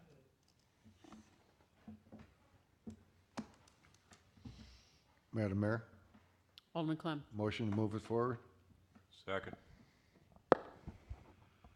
We have a motion made by Alderman Clem, seconded by Alderman Keister for the approval of the expression of interest with Terra Navigator. Any further discussion?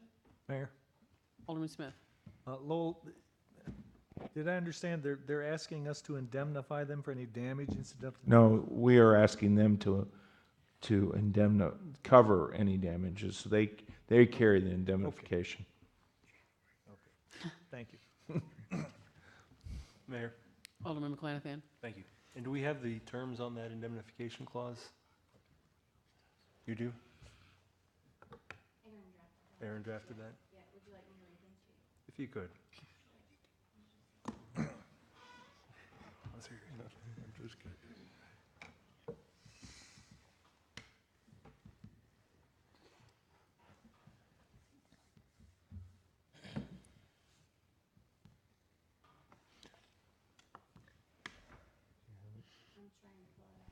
Okay. Now I can pull it.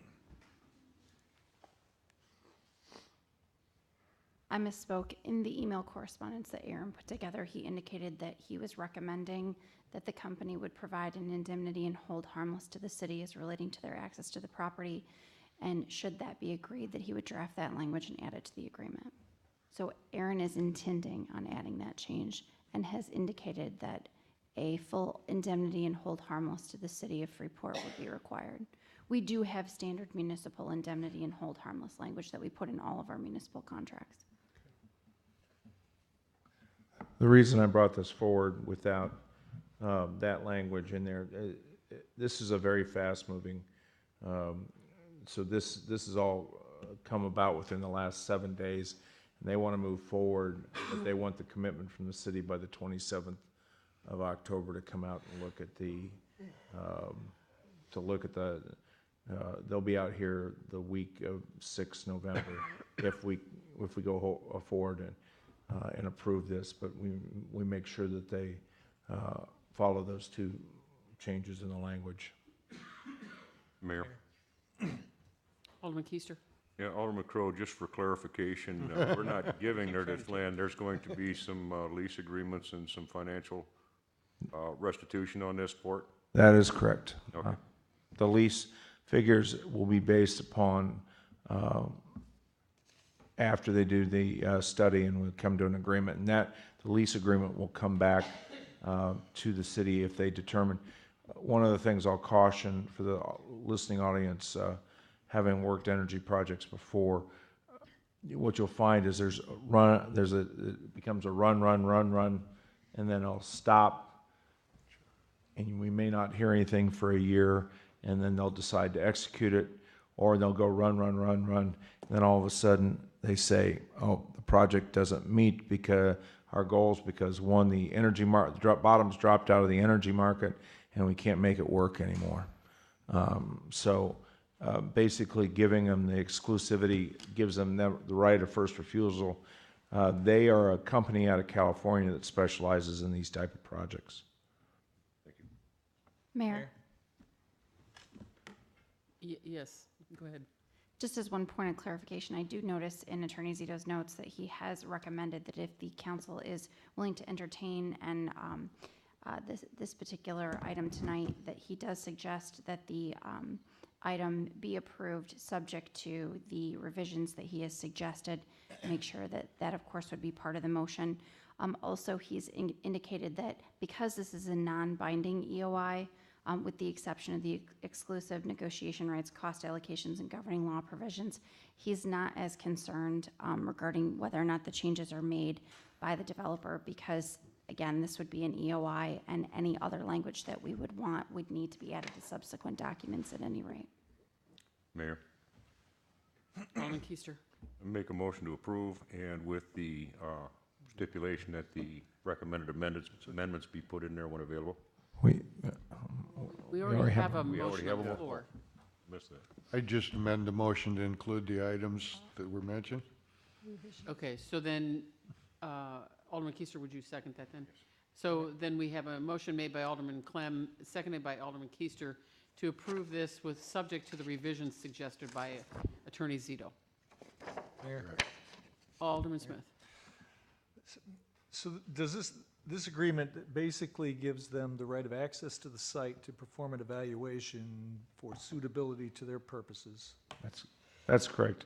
Do you know what's all entailed with that, or whether they're going to be doing any invasive boring or anything like that? No, they're doing a walk, and they're actually going to be meeting with Fairgram, who maintains the site with us too, and what they're going to actually do is look at the contours of the site, look at what the vegetation are. This is a green company, and they don't want to cut any additional trees down to put their sites in, and see. The other thing is they're going to look at where they make their money is selling the energy to surrounding companies, and they need to look at where the substations are, the surrounding companies, and how they tie into the substation. Once they get approval on the site, once they feel the site's good, then they got to go forward with IEPA. How they found our site is IEPA gave them the 3 top sites in the state that they felt that they could develop based upon their criteria. Thank you.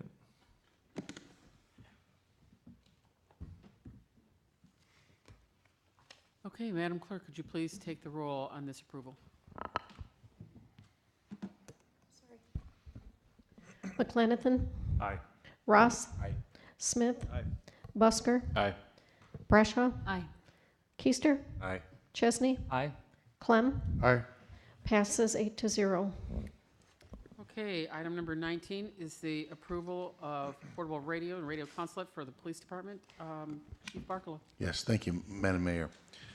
I'm sure that everyone received the memo in the packet.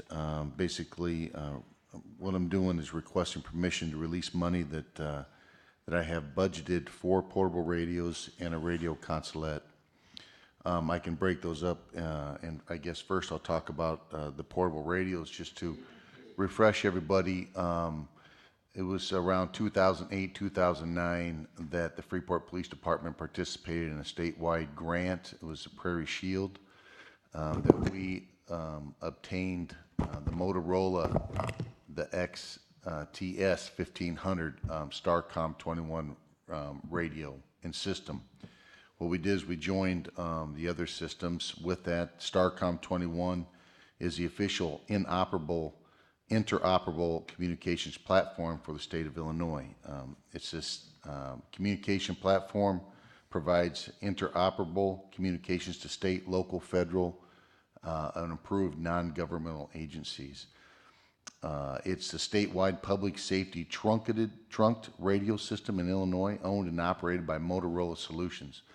Motorola donated hundreds and if not thousands of these radios back in that time, which was, I'm sure it was very costly to them, but it's starting to reap benefits at this particular time, because as these radios now start to go,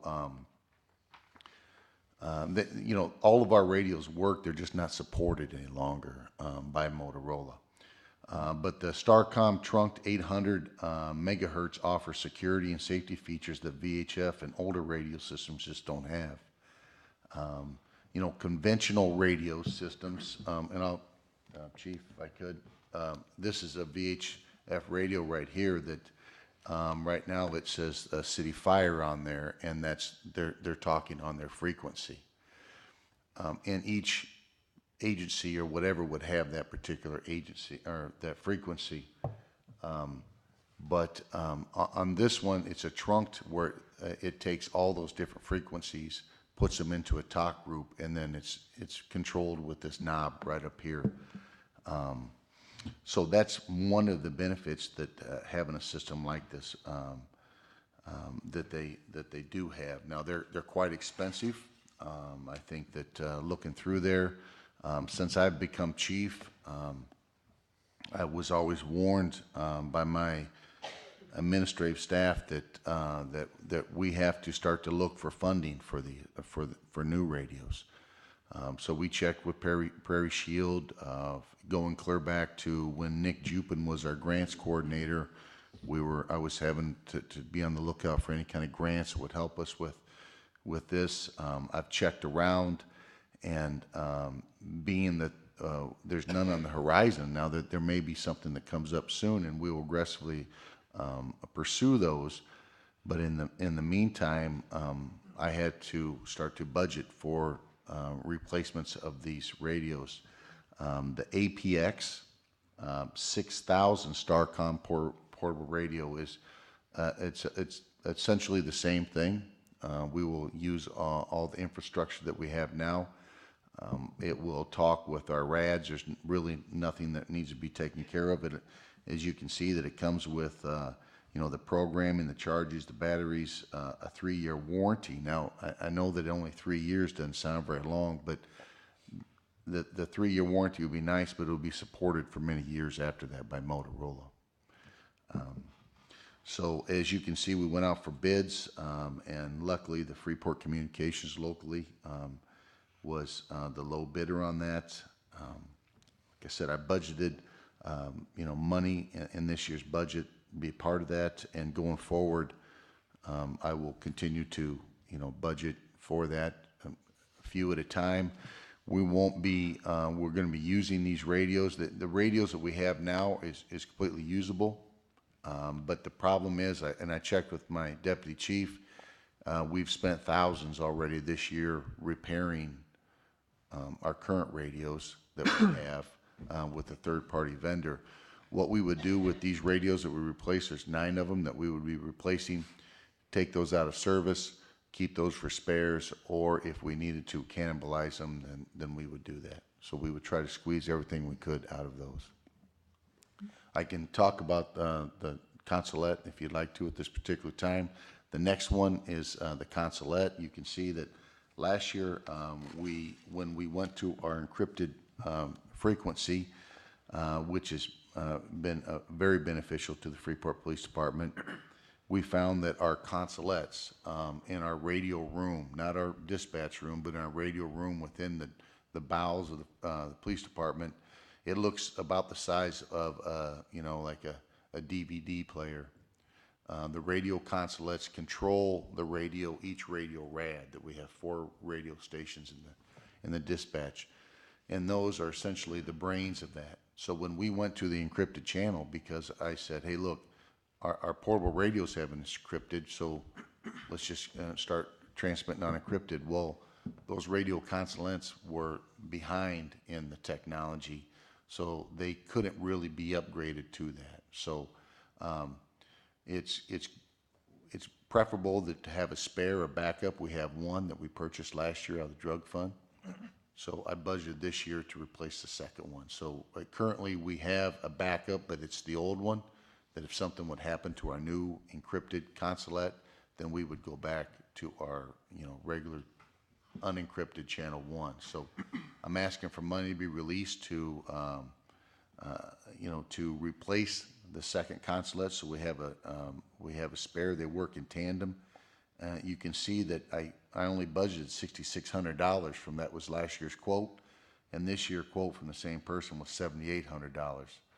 So what that meant was I just backed up one radio and tried to keep the price under the budgeted amount for both the radios and the consulate. Mayor? Alderman Keister. Chief, I have several questions, if I may. Number one, how many total radios do you have that are on the STARCOM? We have 60. 60 total? Okay, thank you. Now, correct me if I'm wrong. I mean, I understand the replacement of radios and the change in technology, because that's one of the things I did was on the fire department, and you buy a radio and probably by the time you take it out of the box, the technology is obsolete anyway. So replacing them is not a problem. But a question I have with STARCOM, if I remember correctly, isn't there an annual fee or something with the STARCOM that you have to pay to use that system? And will this affect that? And is that already budgeted into your system? Yes, yes, it does cost annually to use these, but that cost it would be the same if we had to use the VHF. We have to rent antennas in situations like that, so it is a little bit of a cost for that. But this the new radios won't affect that. It won't be anything different from that, what our current cost is now. Final follow-up, Mayor. I'd like to make a motion to approve, as requested. Second. Madam Mayor. And Mayor. Alderman Smith. Chief, you've been on the STARCOM system for quite a while, right? That's correct. For 6-8 years? So Yes. basically, what you're asking for us to do tonight is approve the purchase of outmoded or obsolete equipment, or equipment that has become so used that it's creating a burden in the form of maintenance. That's correct. So you're not looking to upgrade to a new radio system or incur some additional costs for subscription fees or anything like that? No, I'm not. And the consulate is just a piece of redundancy in the bottom, or in the basement of the PD that ensures that in the event of some sort of natural disaster, some sort of mechanical breakdown, that you have the capacity to continue to operate. That's right. And the STARCOM system, even though it's owned and operated by Motorola, is the platform in the entire state under the umbrella of interoperability, which, as we all know, came into being after 9/11 in 2001. The theory was that we had all of these first responders coming to this huge disaster, and no one had any capacity to communicate with one another, and so they basically faced this disaster operating outside of, or within silos. And so this solution, the STARCOM solution, is the statewide solution to that problem, right? That's right. That's all that. Thank you. Madam Mayor. Alderman Busker. Chief Barclow, you mentioned that there'd be additional costs if we were to do VHF radios as renting antennas. When we were on VHF before, what was the cost of antenna rental, or were there antennas on various city buildings at that time? I can't recall. I don't know that exact. I asked the deputy chief how this would be in comparison, and he explained that there would be some fees for antenna space, repeater space, and such as that. Maybe Alderman Smith might remember what we had at that particular time. I wasn't in this position when we had the VHF radios. Mayor? My recollection is we had two repeaters in the city. One was on the water tower and the other was on the high-rise at the Brewster high-rise at the end of Harlem Street. But there is regular and expensive maintenance that goes into those systems. A repeater basically is an entire transmitter which sits atop someplace high so that it can repeat, hence the term, the radio traffic, so all that around that system can hear. But it is pretty much a line-of-sight system. In other words, you may be able to speak and be heard on a VHF frequency as far away as Rockford or maybe the other side of Winnebago County, but that's going to be the limit of operation on a system like that, whereas Starcom creates the capacity to speak to any agency which is also on the system and who invites you into their talk group. You can communicate with them from anywhere in the state. Mayor? Chief Miller? Yes, thank you. I can speak to the VHF portion of the communications here. Probably about 6-7 years ago, communications went through what's called narrow banding. It all but destroyed VHF communications. When you talk about VHF that was in place for law enforcement use back then, I think it was a more robust system. Now we are currently on VHF for fire. That's this little guy here. As you know, this past year we applied for Assistance to Firefighters grant to convert or migrate over to the 800 digital trunk system, the Starcom system that law enforcement is using. That also is a much used system within the fire service. It just that technology hasn't gotten out this way because of the cost. Also within the budget, we plan to replace 3 voting receivers, which is the amplification system that we were talking about. Our voting receivers are so old in town, we can't just purchase 3 more and add to the existing system. A study was done and it said if we add these 3 amplification systems, repeaters, we have to also replace the 3 that we have. They're too obsolete. They're not compatible to mix with a new system. So I also, within the fire service, would recommend transferring over to the 800 system. That's what the new fire chief was using in his jurisdiction where he came from. Also, that provides interoperability for law enforcement, the fire service. There's required state channels that are on there in the event of regional and state responses. So VHF is quickly becoming a thing of the past. Narrow banding totally destroyed it. And just a brief explanation, in the past, you could have a large pipe and that communication is going through that large pipe for VHF. Well, narrow banding took that large pipe and cut it down to a fraction of the size. So our reach and our power and strength of that radio communication is greatly diminished. It's an old obsolete system. Mayor. Alderman Ross? This question is for both Chief Barklow and Chief Miller. The 800 megahertz is a lot more secure radio than the VHF. VHF is, shall we say, scanner land? Well, yes. I mean, yes and no. There are scanners that are available to the Starcom. They're much more costly. Right. But not to say that's totally different from our encrypted channel. But just our before we went encrypted, somebody could have these particular scanners that would pick that up too as well. Yeah, on the 800 or 900 megahertz. Yes. Yes. Okay. Yes, it was technology caught up with that. As soon as we went to Starcoms, soon after that, the scanners started coming out for that. But with the new encrypted. Right. That radio now is a lot more secure. It's safe for the officer that's out there. Absolutely, it's 100% more secure, and it is, provides officer safety with the encryption. Well, I think that's more important than anything. Thanks. Thank you. Mayor? Alderman Smith? In fact, before encryption, you could download an app on your phone and listen to radio transmissions of responding police officers. Isn't that true? Absolutely. We would pull a traffic stop, and the driver would have an app on his in his car that would be listening to everything that we were going on, and that's when I said we're going to flip the switch and go encrypted. Thank you. Okay, we have a motion made by Alderman Keister, seconded by Alderman Smith, for the approval to release the funds for the portable radios and the radio consulates for the police department. Any further discussion?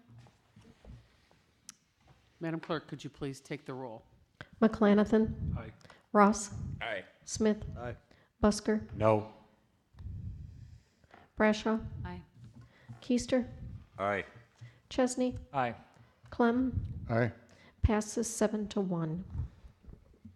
Thank you. On to the department head reports. Finance. Thank you, Your Honor. The only thing I have to report tonight is that we received the draft audit late last week, and we're starting our review of it. Thank you. Any questions for finance? Public Works.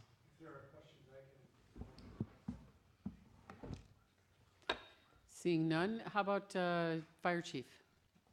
No report this evening. Thank you. Any questions for Fire Chief? Police Chief. Thank you, Mayor.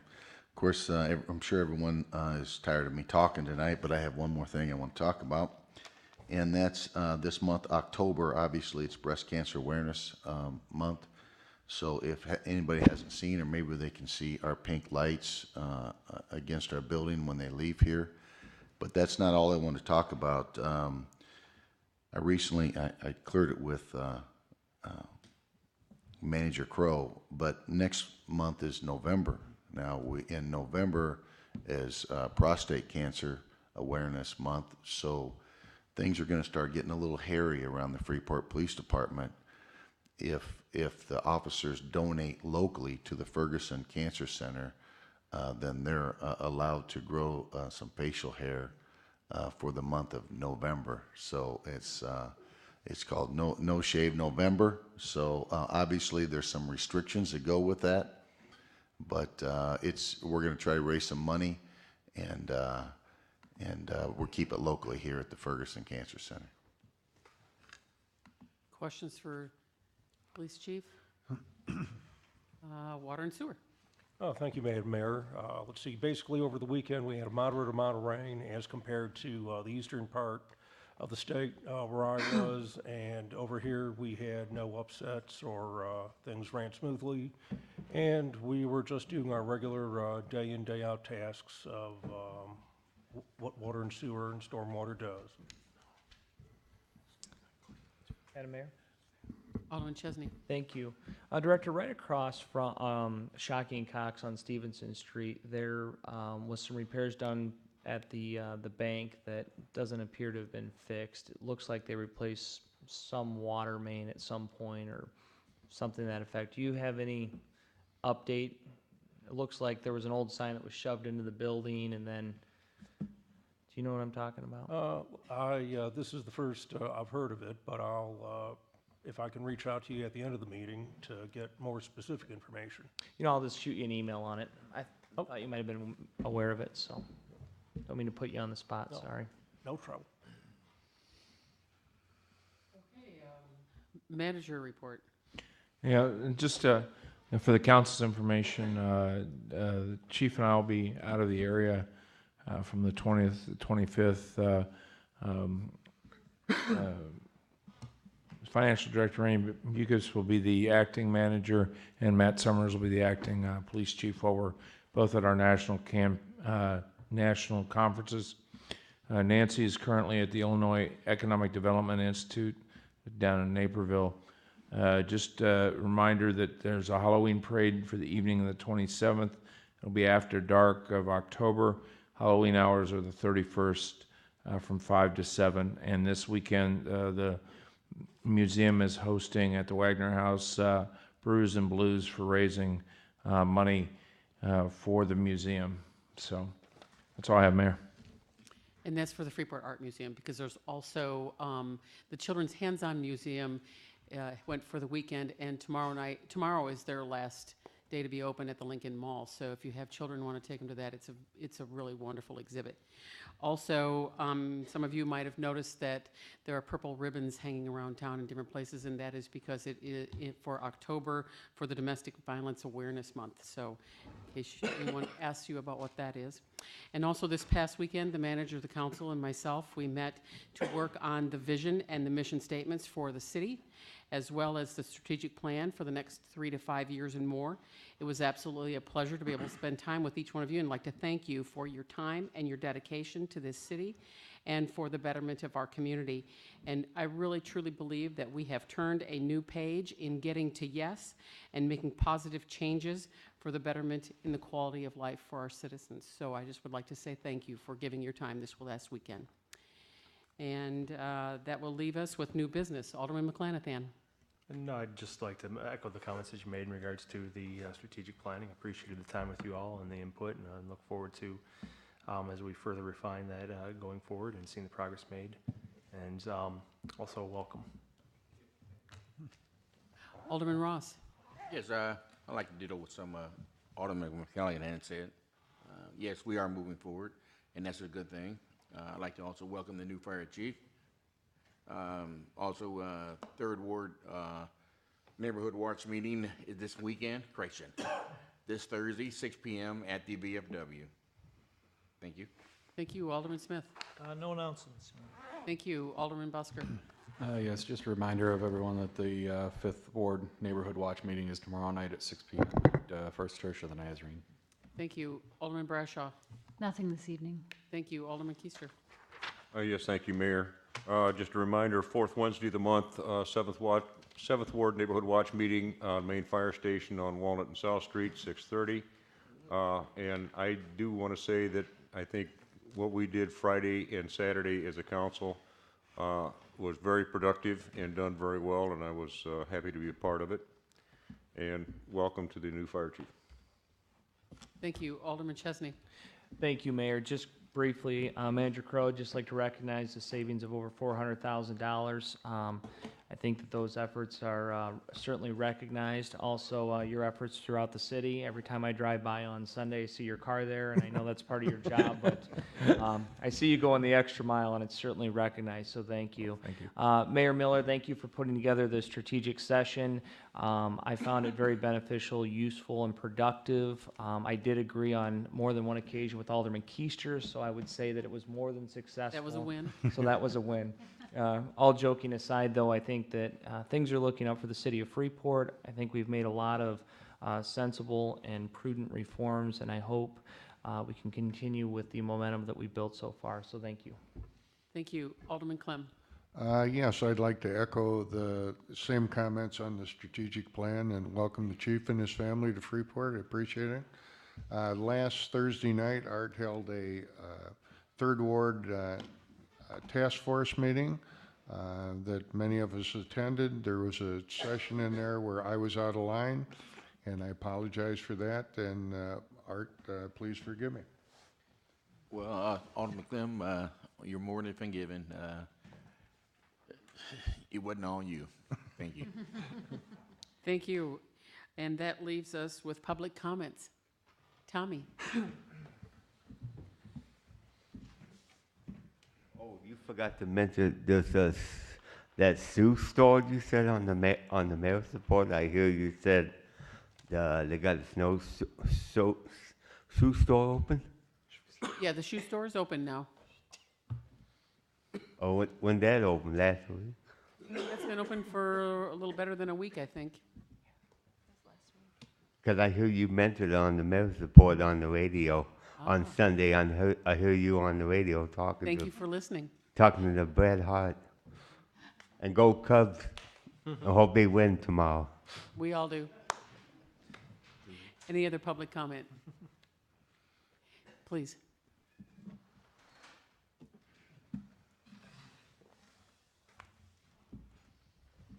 I'm sure you're tired of talking about the facts about the Demeter Bridge, but just one more, and I do appreciate the consideration you have given to all sides of this issue.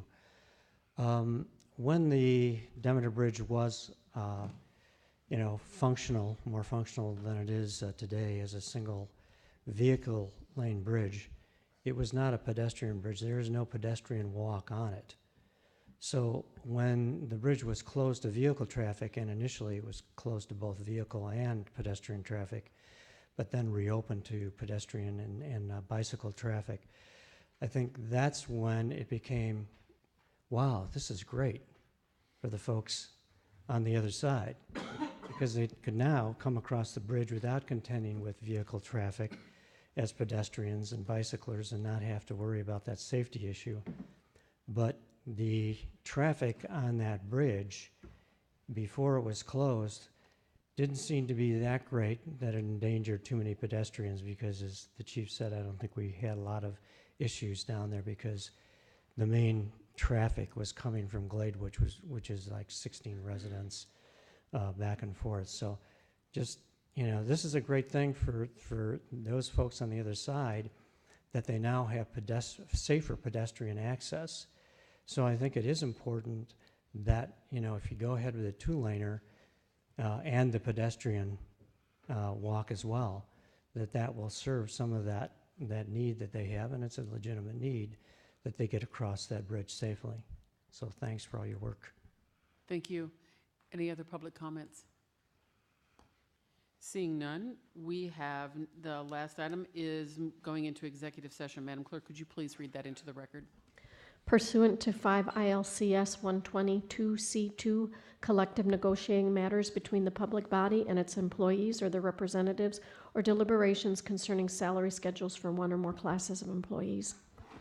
Thank you. Is there a motion to close the regular session and move into executive? So move. Second. We have a motion made by Alderman Smith, seconded by Alderman McClanathan. Madam Clerk, could you please take the roll to enter into executive? McClanathan. Aye. Ross. Aye. Smith. Aye. Busker. Aye. Brashaw. Aye. Keister. Aye. McChesney. Chesney, sorry. Clem. Aye.